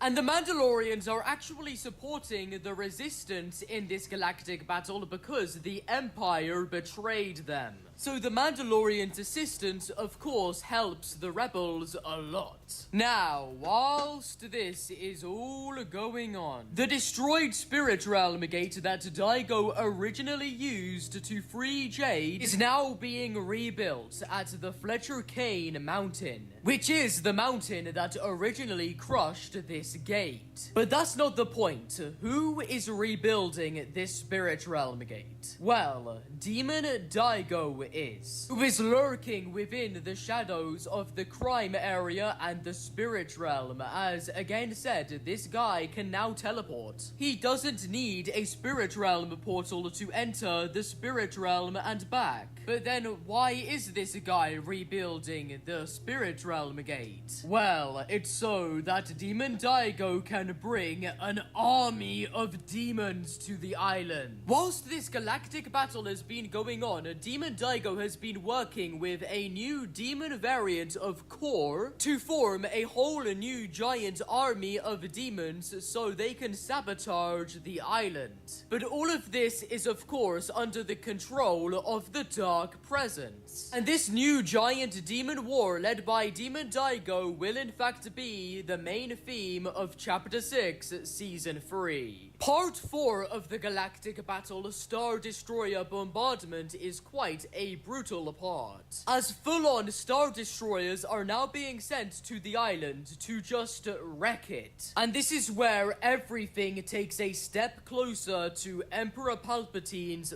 final plan. He is currently charging up the Death Star's giant green laser so it can strike on Lone Wolf Lair when ready. And this all brings us into the final part of the galactic battle, Death Star Sabotage.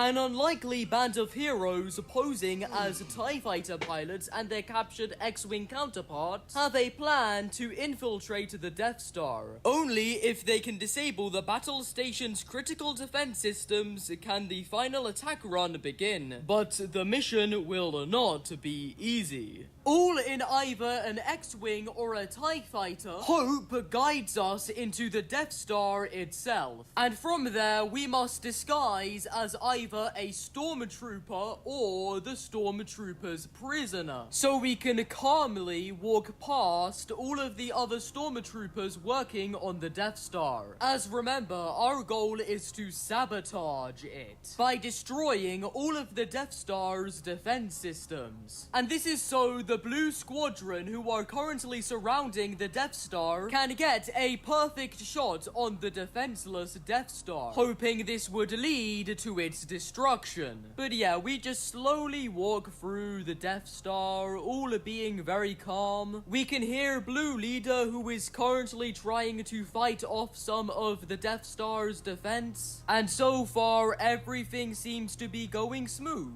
We come across the first defense system that we need to sabotage, these blue generators. Hope instructs us to destroy these, and that's exactly what we do. Moving on, the blue team seem to be making a lot of progress, and after quite a bit of walking, we come across Hope, who is currently disguised as a Stormtrooper, and she starts guiding us from now on. And that's when we also bump into Jones, also disguised as a Stormtrooper, and he is with Fishstick, who is quite idiotic and uses a rift to go in space. So yeah. Moving on, Hope and Jones are going in separate directions, although we still follow Hope. And for the next few bits, we gotta make sure we are armed, so we... Well, when I played the event, I was following Jones most of the time, and then my friends were following Hope. Yeah, me and my friends were separated most of the event. Pick up some guns. We continue following Hope until we come across the power for the Death Star's guns. And using our guns, we sabotage it, so that's another defense system down, making things a hell lot easier for the Blue Squadron outside of things. After this, we reunite with Jones once again, who is now following us. And we end up in this pretty large room where Jones locates the main control panels for the Death Star, and then loosens the Death Star's protective panels, and that's when we see Fishstick floating in space. And we do also see the galactic battle from outside. We then destroy some more defense systems, which caused more of the Death Star's guns to stop firing, and this really helped out the Blue Squadron. And that is the third defense system of the Death Star down. And now, with the Death Star having barely any defense, the Blue Squadron are ready for their attack run. But then Jones gets confronted by two Stormtroopers, and after a failed attempt to brainwash, we have now been spotted. That causes the Death Star's alarm to go off. Everyone now knows that we are intruders. So we have to run, and we follow Hope. But whilst doing this, Stormtroopers come out to try and attack us. So we just have to run past hordes of Stormtroopers. Whilst on the outside of everything, the Blue Squadron are on the verge of beginning the attack. After tons of even more running, we are screwed when we come across an incomplete bridge. So we are kind of screwed, but after some hot wiring from Jones, the bridge extends, and we continue running, trying to find an escape from the Death Star, but we just come across even larger hordes of Stormtroopers. But after a TIE Fighter literally crashes into us, we then fall deeper into the Death Star. So we are pretty cooked, especially Hope, who is still stuck up there. So now we have to follow Jones, which is where we end up in this dark red room. Then after hearing a sinister laughter, this plays. I was right. Transpired has done so according to my design. And that's where the main villain behind Galactic Battle... I really hope I don't get copyright strike for Palpatine's theme playing in the background. Emperor Palpatine rises, with his red lightsaber in hand. And he then attacks us with his lightning powers, which are very strong and do weaken us a lot. But that's when Hope finds her way back to us, with a rift to go, and she throws this rift to go at Palpatine's lightning, which triggers the rift to go and rifts us back to the Chapter 6 island of Oninoshima, just in time for the Blue Squadron's attack. And as it now has no defense, the Death Star is very cooked. So the Blue Squadron's attack does cause the Death Star to full-on explode. However, a bit of debris from the destroyed Death Star lands directly on the Spirit Realm portal, causing it to literally explode and react with a spire. And this was not good, as it marked the beginning of a new threat, bringing us into Fortnite Chapter 6 Season 3 Super. Honestly, I don't know what my favorite live event was this chapter, but my top 3 are definitely this, the Shogun X and Daigo live event, and the one this season. First, we all thought the Chapter 6 island was on an island, but we were very wrong about that, as the live event and Season 3 confirmed that it is actually inside of a reality bubble, a lot like Reality Zero, meaning that there is a flip side to Oninoshima, so this was insane news. Now, straight after the Death Star exploded, Superman... Wait, guys, real quick, while we're on the topic. What do you guys think the flip side is? I think it could either be the Chapter 7 map. So basically this reality be Reality 6, 7. But nah, I'm kidding. But they already had a reality name for this. I forgot what it was. But I think it either could be the Chapter 7 map, Springfield. I'd actually be a little bit mad if it was Springfield, or the OG map. I don't know if we'll ever see the flip side, but if we do, cool. Did straight outside of the Chapter 6 reality, so he went to go check it out. Also, when a piece of the Death Star hit, a giant purple shockwave was created, and it practically wiped out everybody on the island, as for some reason this shockwave gave most people on the island superpowers. There was also a battle bus in the sky, with some loopers inside, and this shockwave caused the battle bus to crash, currently falling down from the sky, but Superman got to the island on time and saved this bus. So Superman saved the day, but due to this shockwave, the just saved people on the bus all gained their own type of superpower. Overall, this shockwave changed many people on the island, including us. And this was very fortunate. Not just because a superpower is cool, but because a new empire of demons from the spirit realm were now attacking the island. And this moment was always destined to come, because galactic battle had been leading up to it. On the island was now the Mask Maker, the main villain of Fortnite Chapter 6 Season 3. And he came to... Basically, Fortnite's interpretation of Vecna, because Daigo's, the Dark Presence is 5-star general. Vecna's the Mind Flayer's 5-star general. And for the Stranger Things fans watching, for the people that think that Vecna's the one in charge, no, because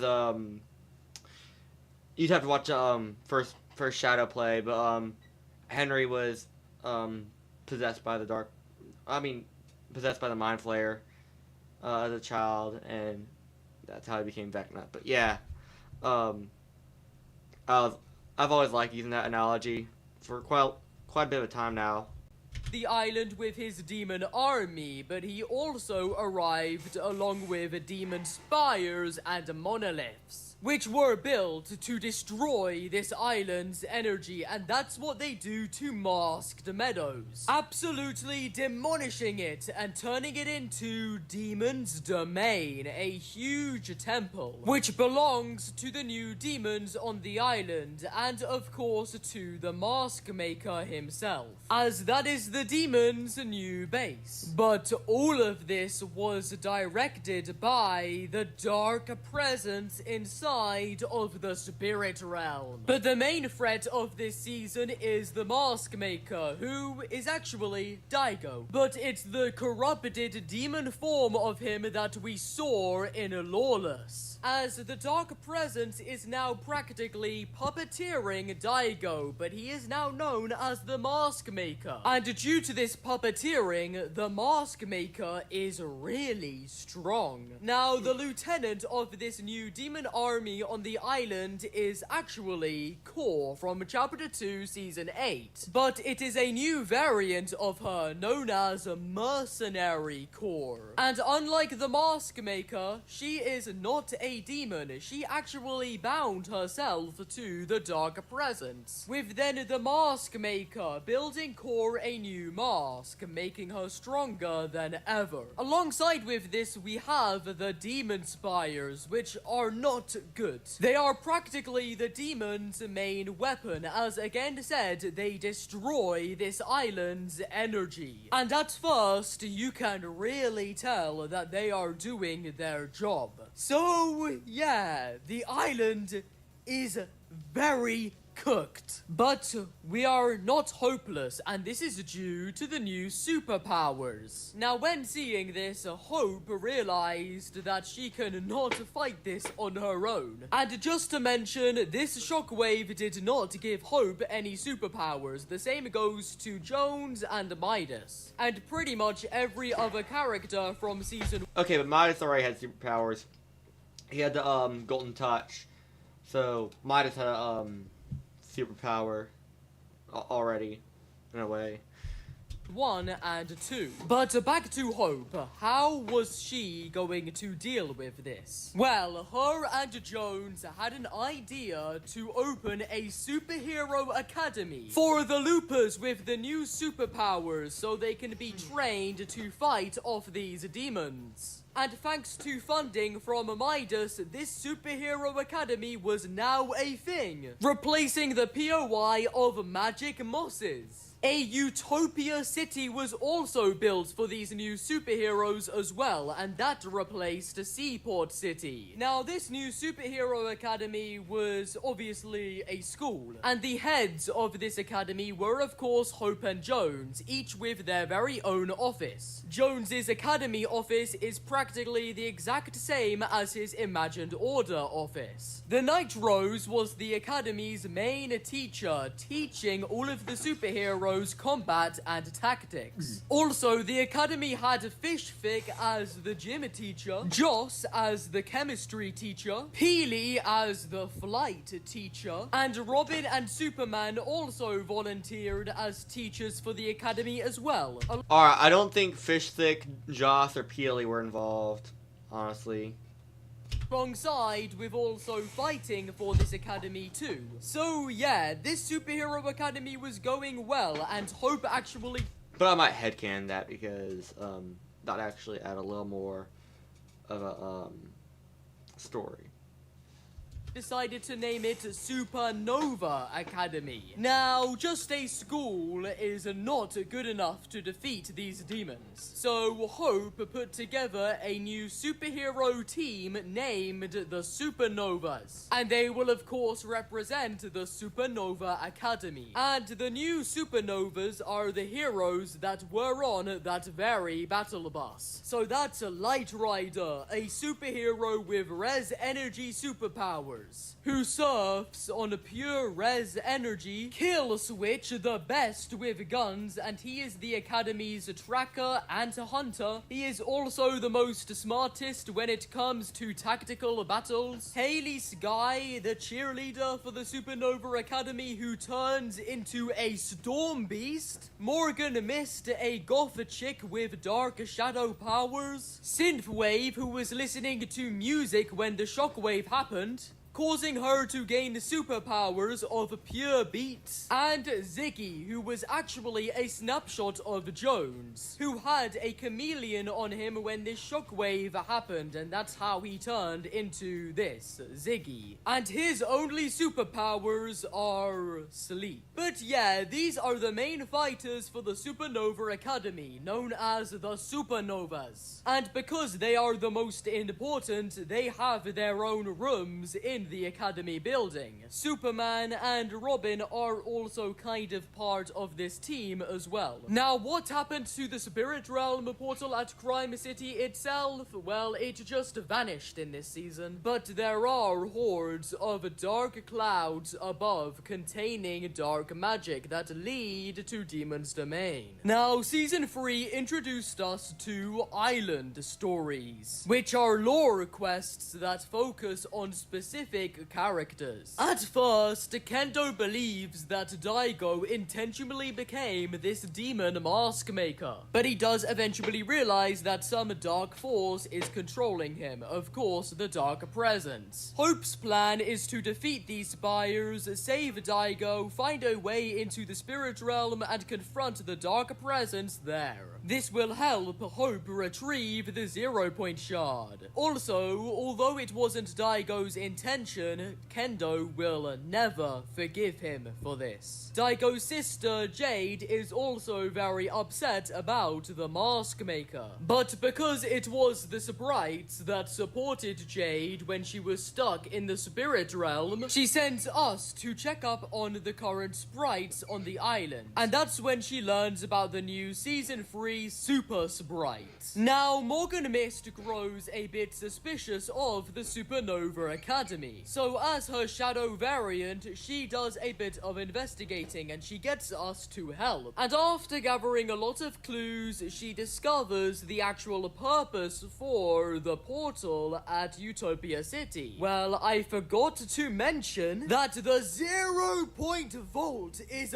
back in Season 3, no joke. And a portal in Utopia City is connected to it. And when bringing a sprite near the portal, Midas comes out of the vault, who compliments Morgan's spying skills and says that the 0-point vault will be used to store the 0-point shard when we get our hands on it. But to do that, we need to confront the Dark Presence. And in Season 3, it's been confirmed that the Dark Presence is currently working with the Storm King. Yes, the last reality beast. And this confirms that the spirit realm is now connected to the last reality. But it seems that this was somewhat always the case, as the spires seem to be powered by cubes. The mask maker isn't just attacking the Battle Royale island with the spires, he is also attacking the Lego reality with them. But yeah, then Hope admits to using Midas to fund this super... Alright. I do think this 100% confirms that the Dark Presence is a nothing from Chapter 3, Season 4. Who we never really got to know about. He's kind of like a forgotten villain who never came back. But this is a perfect opportunity for them to revive that plot point and give it another shot. So, Epic, please make the Dark Presence the nothing. And bring back the last reality, and bring back the 7. Wrap up all that story, because they've kind of never resolved that. But yeah.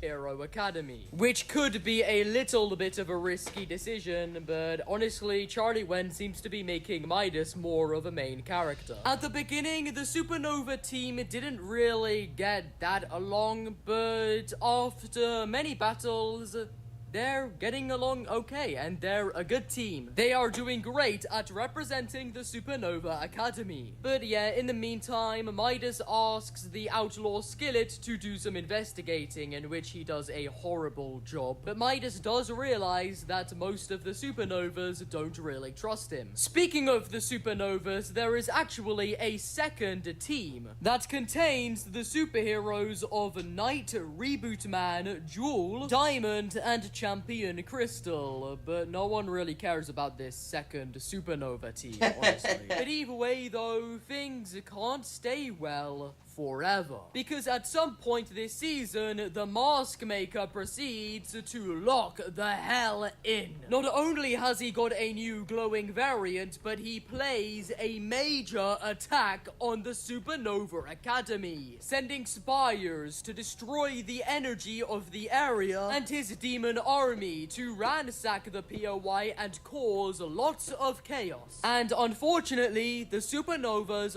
lost this fight, and they had also lost the Supernova Academy building. Because although the building itself is still standing, it's very vulnerable and was left abandoned. When hearing about this... Bro, honestly, whenever this update came out, they should have destroyed the building, because it just looked like a few trash cans were knocked over. So basically, everyone was just crashing out. All the characters just crashed up by like a few kicked over cans. Why couldn't Hope have just hired a freaking cleanup crew? Or like, because like they had infinite money from Midas, so Midas could just like pay the cleanup crew. Like, why not? Anyways, I think the reason why is just because they didn't want to get rid of the Supernova Academy in game. So so pretty much the Academy was destroyed, but not in game. Hope was nothing but hella pissed off, saying that she now does not care about freeing Daigo. She wants this Mask Maker dead. Because if you don't know, there is still... See, she was overreacting. If it was just a few knocked over cans, because now if it was the actual building being destroyed, yeah, I'd get it. But just a few knocked over trash cans, hire a cleanup crew. a little bit of Daigo left inside of the Mask Maker. But the Dark Presence brainwashed him too much. This man is now very powerful and has practically no control. The Mask Maker is also starting to attack the island itself with demon monoliths, which are like 10 times worse than the spires. And I think you can see why. Now, all hope may be gone for the Superhero Academy building, but for the Supernovas themselves, yeah, they're still a thing, and they are all angry and upset. Even after the fact that Jones literally graduated them. Honestly, the Supernova Academy meant a lot to them, and they will make the Mask Maker pay. Because nobody is playing games anymore. The Supernovas are our only hope, and all of the anger inside of them could lead to our victory. Hope and Jones elected Morgan Mist as the leader of the Supernovas. And although she is a great pick and team worker, she's afraid that she's not good enough. But this is not leader behavior here. She has to provide hope for the rest of her team. And that's exactly what she does by sharing mementos for each specific supernova. And it is honestly quite a sweet moment. Can I just say, for some reason, Morgan Mist is the only person at the Supernova Academy building right now, but she's like underground. But yeah, the Supernova Academy building still means a lot to everybody on the island. And to tribute it, we carved the Supernova Academy logo using spire pieces. So that was honestly very wholesome. Also, these new demon monoliths literally ruined the crime biome in a single update by taking away all of its golden water. It is now just a normal river. These spires honestly took the golden effect away in general. The Mask Maker and his army have done a lot, but messing with the Supernova Academy was their greatest mistake. As nobody is holding back now, the supernovas are very angry, and soon they will attempt to absolutely destroy the Mask Maker and all of the other demons and spires on the island. Because again said, it has reached a limit and nobody is playing games anymore. And due to everything, this time, Hope doesn't care if she ends up not freeing Daigo. But at the end of the day, it is all the Dark Presence's fault. Directly underneath Demon's Domain, there was this portal that was glowing purple, and it seemed to be charging up for something. Believe it or not, this portal was actually key to the Dark Presence's plan. And soon, the Dark Presence inside of the Spirit Realm would make Mask Maker Daigo execute this plan, leading us and the Fortnite Island into Super Showdown. The confrontation between the supernovas and something unimaginable. The Mask Maker Daigo would start levitating above Demon's Domain and would say this. The power of the mask is mine to wield. This is my destiny. Right after this, Daigo would connect with every single monolith spire which is around Demon's Domain. All starting to connect to each other, energy started flowing around the POI like crazy. And that's when the giant temple in the center of Demon's Domain just blew up, including the portal, leaving nothing but a giant pool. So basically, the portal underneath Demon's Domain just interlinked with the entire surrounding area, which is when a giant tentacle with multiple yellow eyes rose from beneath. And the first thing it did was just smack the absolute hell out of Mask Maker Daigo. This tentacle was such a random threat, and we were kind of cooked, but not for long. Oh yeah, me and one of my friends watched this live event, and whenever the Ryder came up, we obviously joked about that. It was kind of funny. Wait, this is actually insane so far.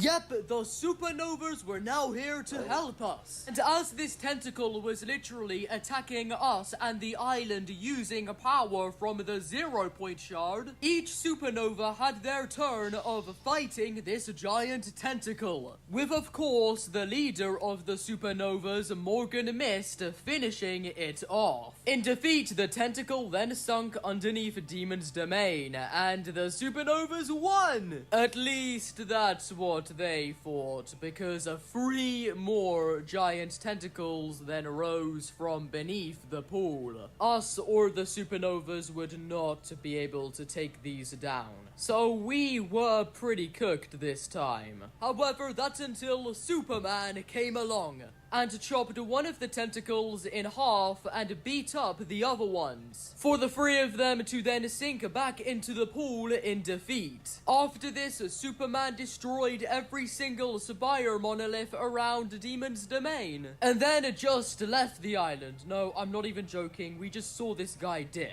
But yeah, at least we won against that tentacle thing, but what even was that? Well, it most likely wasn't the Dark Presence itself, but instead just a beast for the Dark Presence from the Spirit Realm. And the Dark Presence clearly gave these tentacles powers of the 0-point shard to use against us, only for the tentacles to fail. However, when Superman used his laser eyes to chop that one tentacle in half, the other half of it landed right outside Demon's Domain. And of course, it was just spilling out its purple, goopy blood.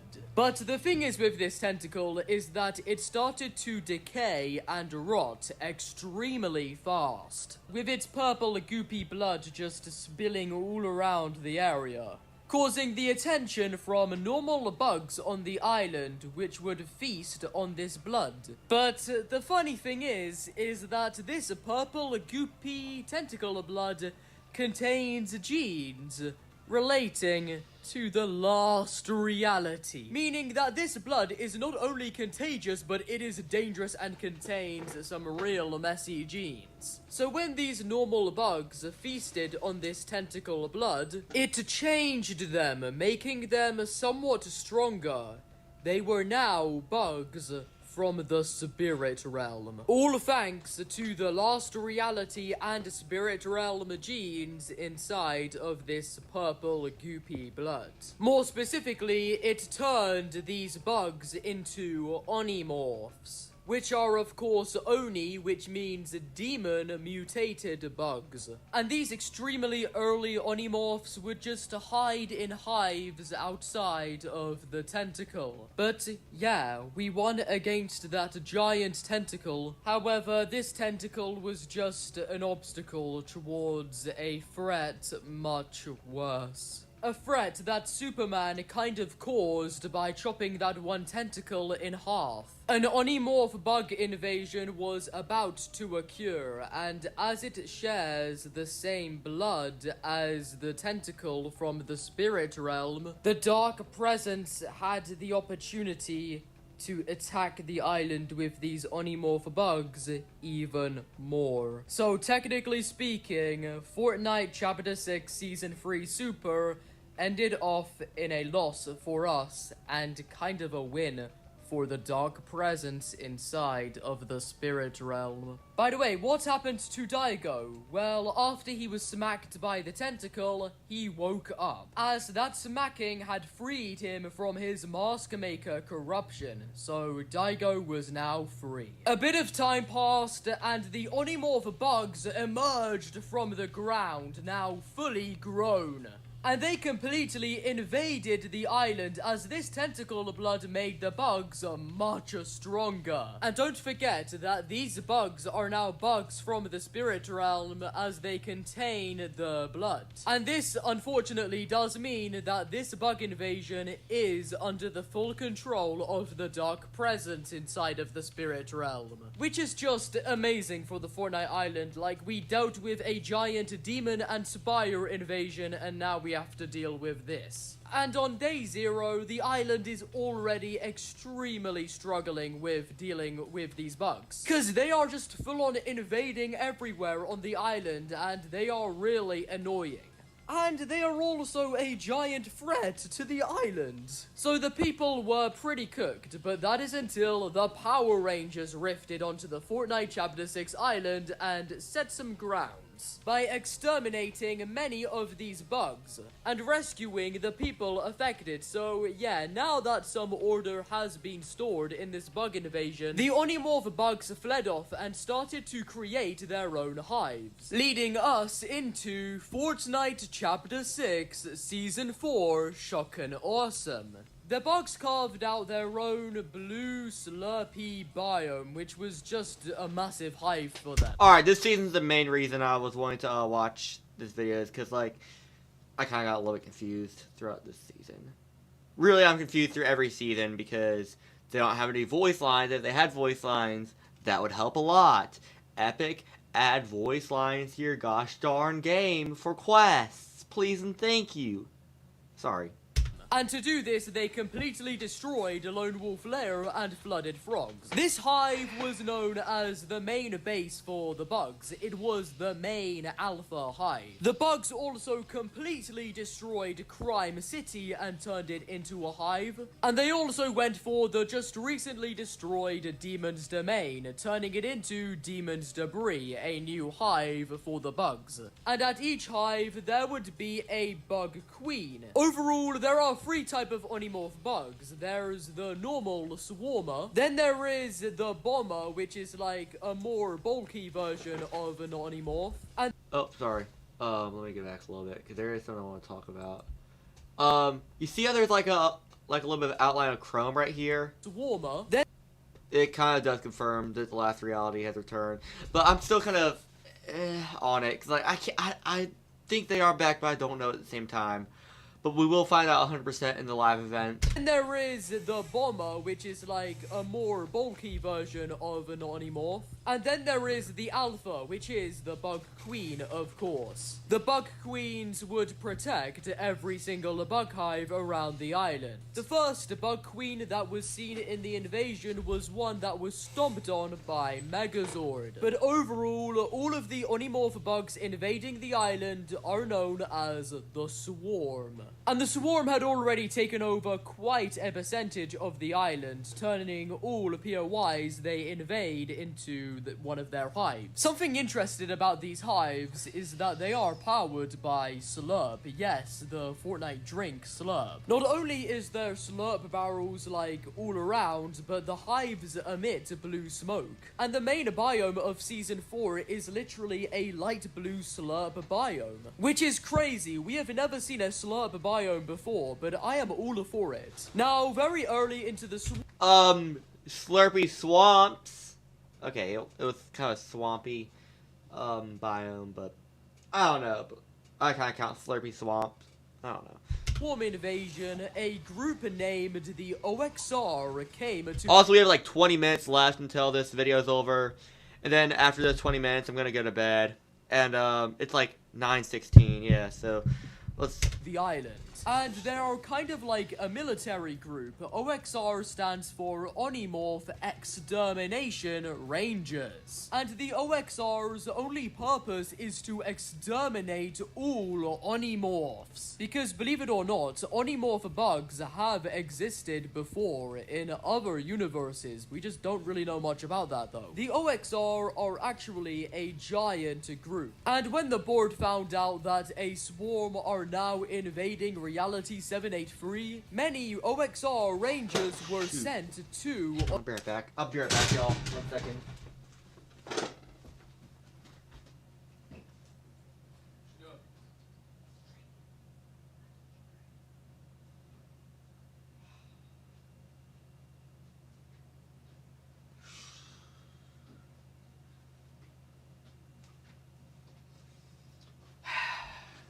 Sorry, y'all.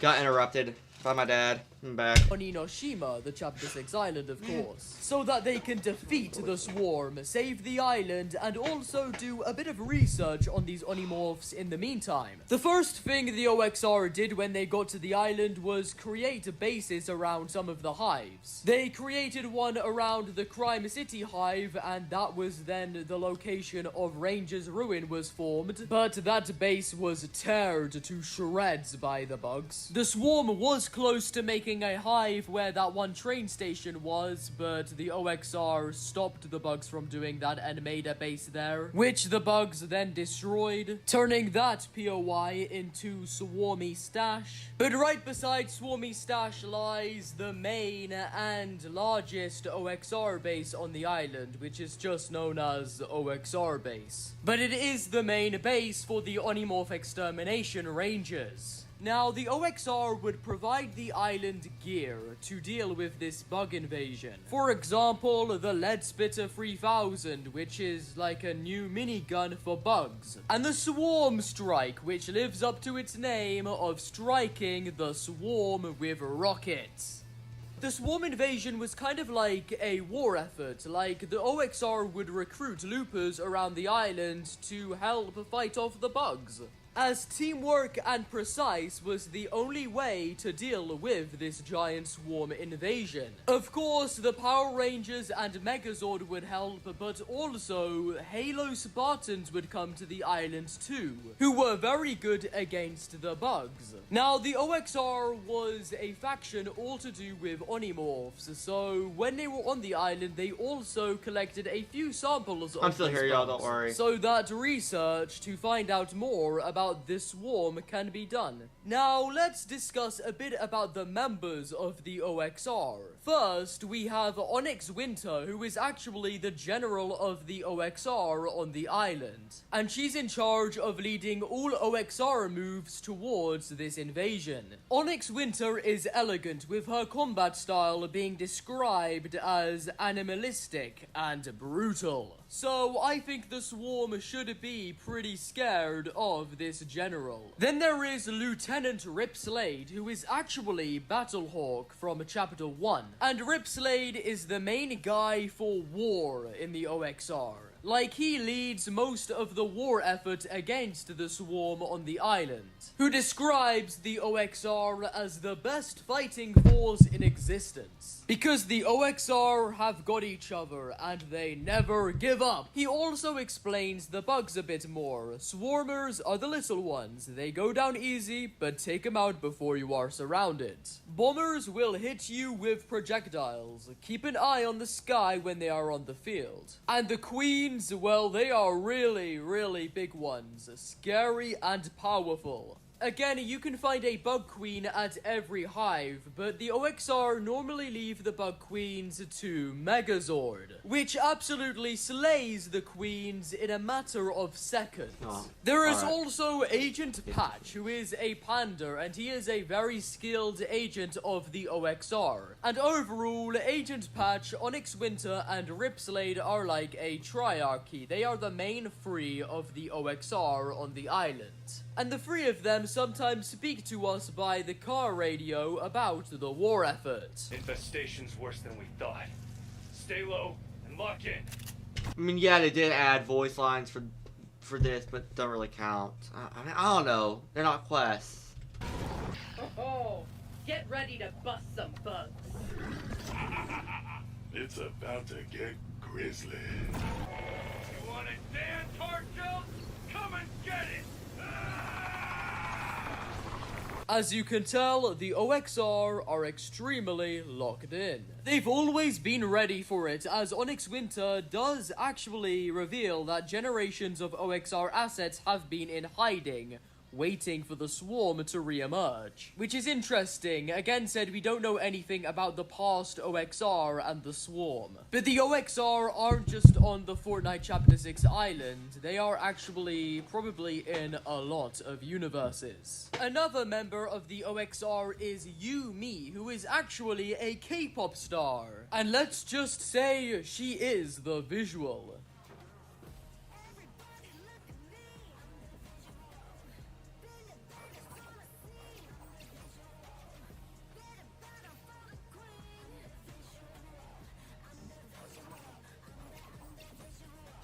She is an OXR idol, and thanks to her K-pop career, she does promote the OXR a lot. And this of course really helps, so Yumi is a very respected representative. A part of the OXR is also Battle Gamer May, who is actually May from Chapter 4. So May is back, now of course being the Battle Gamer May, with these robotic arms. May is now a specialist with the OXR weapons, and she sometimes provides us with some special ones, as she is the head of a black market in the OXR base. But yeah, overall, the Onimorph Extermination Rangers are really trying their best to beat this swarm on the island. And we are doing everything we can to help the OXR in the war effort against the bugs. Now, what's going on with Hope and Jones this season? Well, they are underneath Supernova Academy, where they are actually heavily analyzing a piece of the tentacle, running tests on it because they are trying to research why this bug invasion is truly happening. But in reality, they know for a fact that it is all the Dark Presence.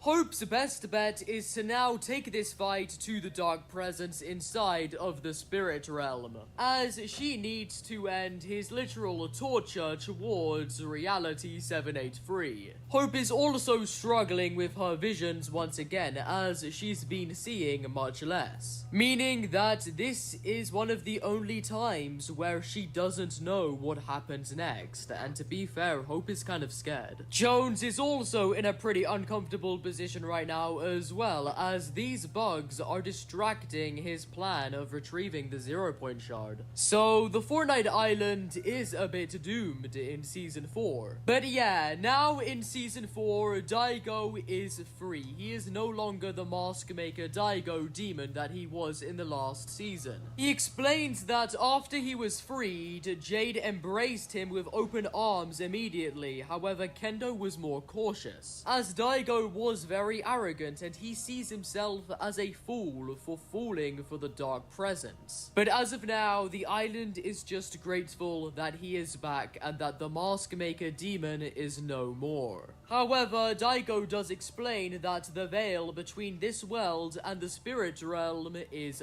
thinning, and it's as if a creature is slamming against a glass wall between our realms, and he is of course referring to the Dark Presence in the spirit realm. And also that the cracks are growing, and Daigo does not know what will happen if it shatters. Daigo is now at an OXR base alongside with the Night Rose, who does say similar things to what Daigo had just said. Kendo and Jade both spawn in a separate OXR base, and well, Kendo's kind of going in his emo era, saying that all his life he'd been waiting for a teacher, a purpose, but now it's time for him to carve his own destiny. No more waiting. Kendo was like this last season as well, by the way. Jade is also very sad this season as the bugs killed the sprites. Yeah, the bugs killed the cute sprites. And those sprites R.I.P.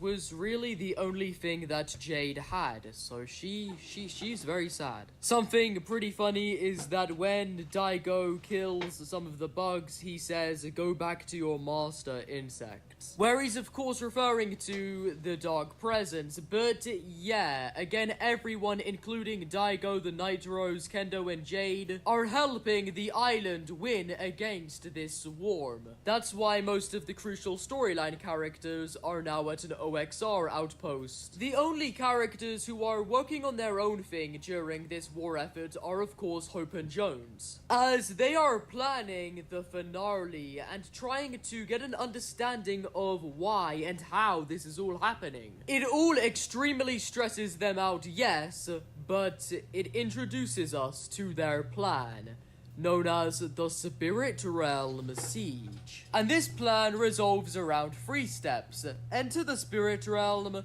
confront the Dark Presence, and then retrieve the 0-point shard. We've never actually ventured out into the Spirit Realm before, so we've got to take some measures and be careful. The thing is with the siege though, is that everyone is involved, including the OXR, as the only thing to perfect this plan is teamwork. However, the OXR say that they will fully invest in the Spirit Realm Siege once the bug invasion has been fully dealt with. Overall, Hope and Onyx Winter are really getting along. What happened to the Supernovas this season though? Well, they are Exactly, what happened to them?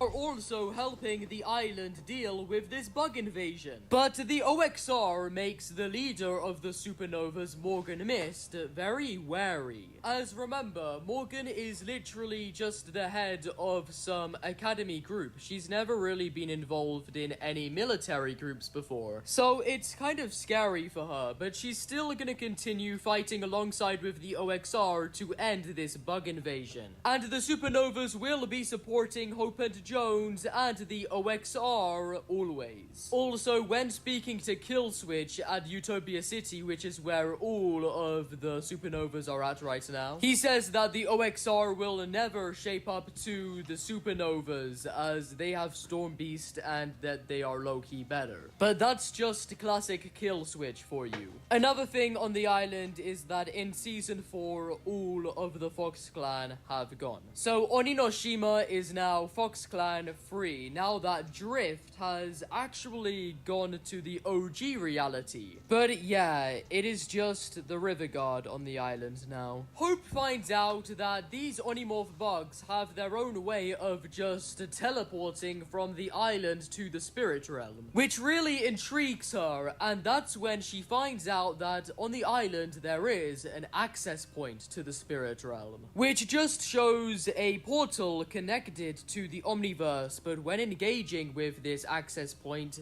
it turns blood red like it's a portal to the spirit realm itself. It's all connected, and Hope does find out that this is the way. Oh, another thing that I forgot to mention is that a reason why Kendo is so emo this season is because, well, him and Hope broke up. Yeah, the two are hardly even friends now, actually. It's quite sad, but it's because of all the things going on the island right now, and it's all really stressing out Hope, and Hope can't, like, multitask with a relationship, you know? So Kendo is really depressed and pissed off by this. Also, the character of Outlaw Midas is nowhere to be seen in season. Exactly. Where's Midas?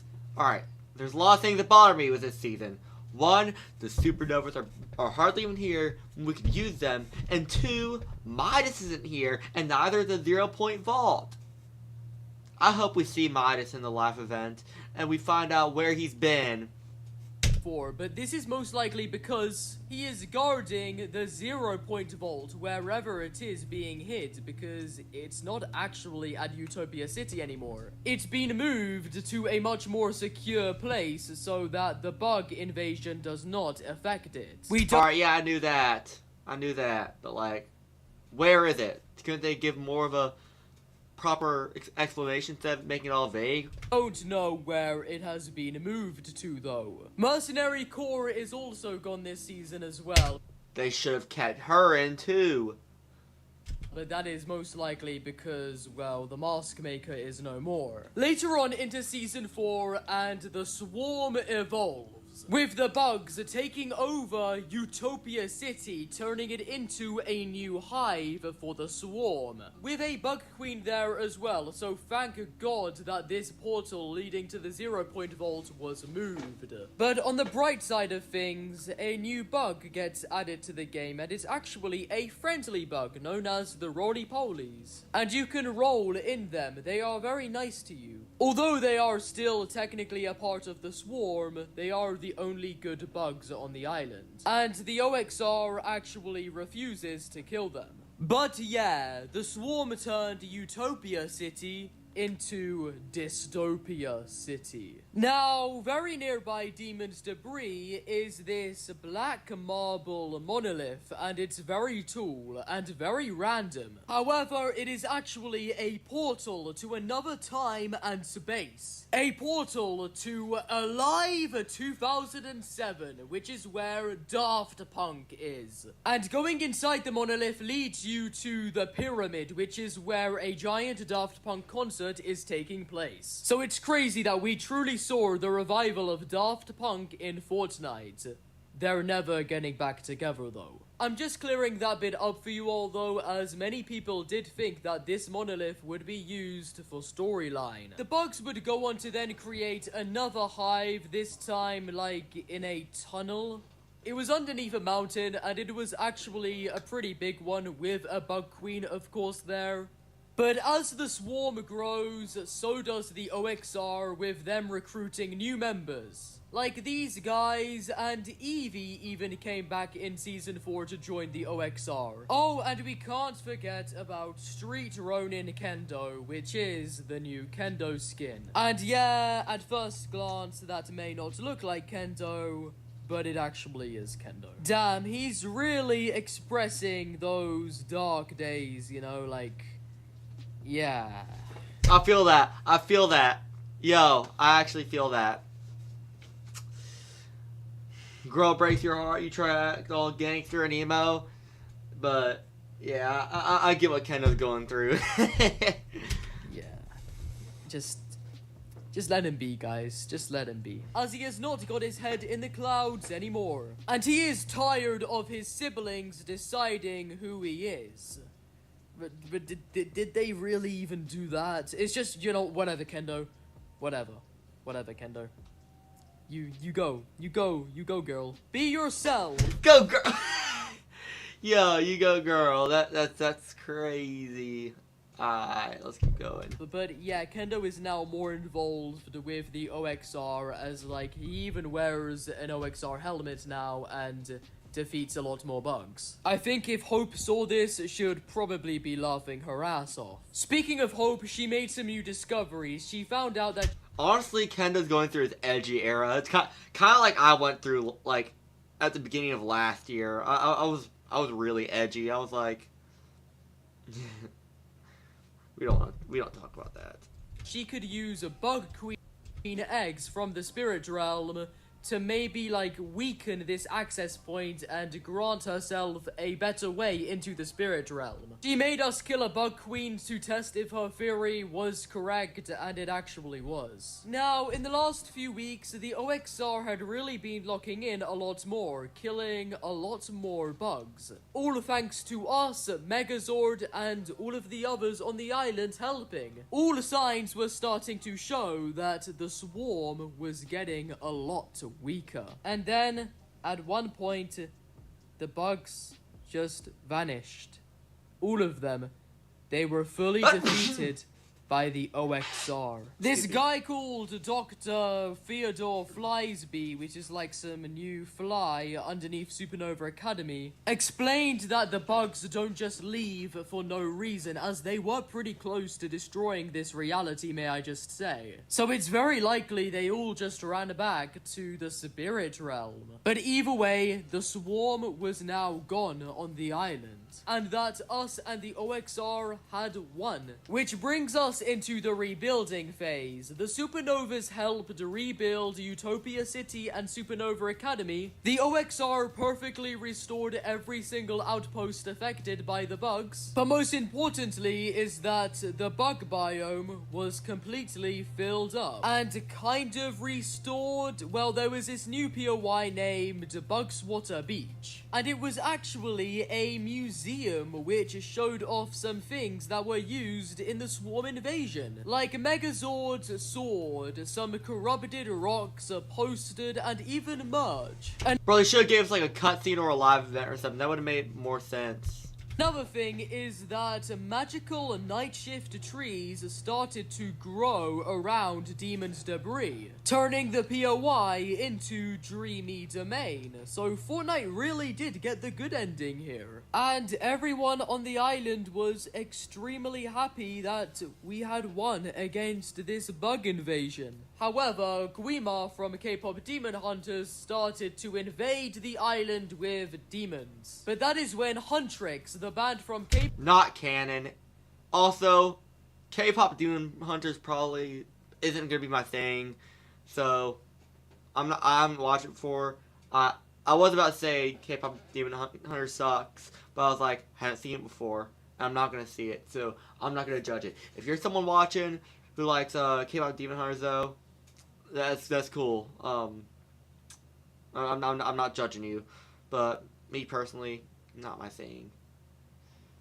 K-pop Demon Hunters showed up and slayed many of these demons. None of this is canon to the spirit realm, by the way. This was a very short thing for some reason. It was quite random, but it was like, oh well. It didn't mean anything at all towards the Fortnite storyline, although Yumi was all in for it. But yeah, Honestly, why'd he mention it then? many on the island were just very shocked, but relieved that the bugs are now gone. But now that this is the case, all focus was shifted onto the Spirit Realm Siege, with Hope now reversing the access point, meaning that we could just enter whenever. Well, not really. Daigo actually gave Hope his Splinter Blades, so she could use them to break into the Spirit Realm by the access point. And so far, the plan is looking good, but it's just not 100% ready yet. Although it is very near, and everyone is involved. And soon, the access point will be moved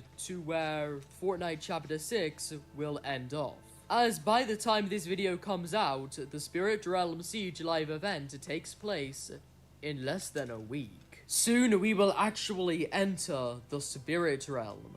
It's honestly crazy, and we will see the dark presence as well. So, buckle up, guys. We've got a lot to look forward to. But yeah, that is the entire of the Chapter 6 storyline explained, and I'll be making an updated version of this video in the Simpson season. Out of all seasons in this video, I spend more time talking about the Shock and Awesome storyline, as it's very messy. It's a very messy storyline, honestly. But there is still a lot, and it is still amazing, and I cannot wait for this chapter to finish off with the Spirit Realm Siege. Also, I apologize if this video does feel a bit rushed. I'm actually going on a vacation very soon, and I want to get this video out for you all ASAP. But hopefully, it's okay. And yeah, thank you all for watching. I hope you all enjoyed this video. Please like this video and subscribe to my channel for more content like this. And why not join my Fortnite Discord server? The link is down in the description below.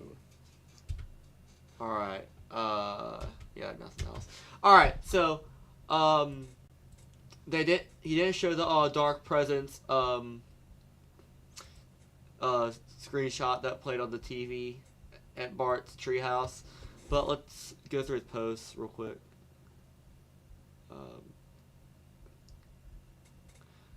I want to see if I can find the post, but oh wait. Leaked Hope live event dialogue. Kendo, you take the left. Night Rose, you slay the right. And Daigo, you just be Daigo. So, this does confirm that Kendo and the Night Rose and Daigo will be in the live event. That's cool. And in the Spirit Realm.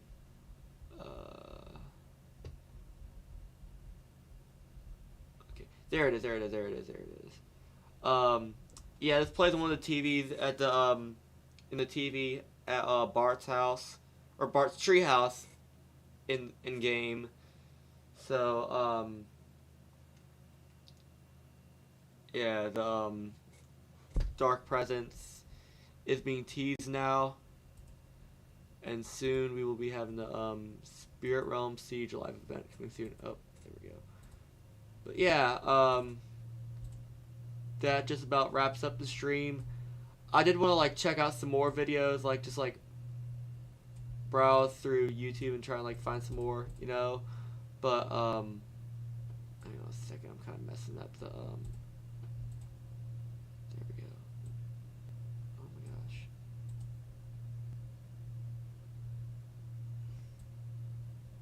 There we go. I'm sorry. As I was saying, I do want to do a few more streams this week, like and react to more videos, because I wasn't expecting the video to be like that long. So I think what the plan is going to be this week is, because I don't have school on Tuesday. I'm homeschooled, by the way, and I go to school on Tuesdays, but I don't have school on Tuesday, so I'll be able to stream. But all week I'll be available, and tomorrow I want to do just a normal Fortnite stream, playing the game, and yeah, if any of you guys want to join me tomorrow, feel free. Just type in chat, and I'll be sure to let you join. I'll add you, and yeah, and then I don't know, Tuesday. Yeah, let's do Tuesday. Tuesday we'll react to some more videos online, trying to figure out some stuff.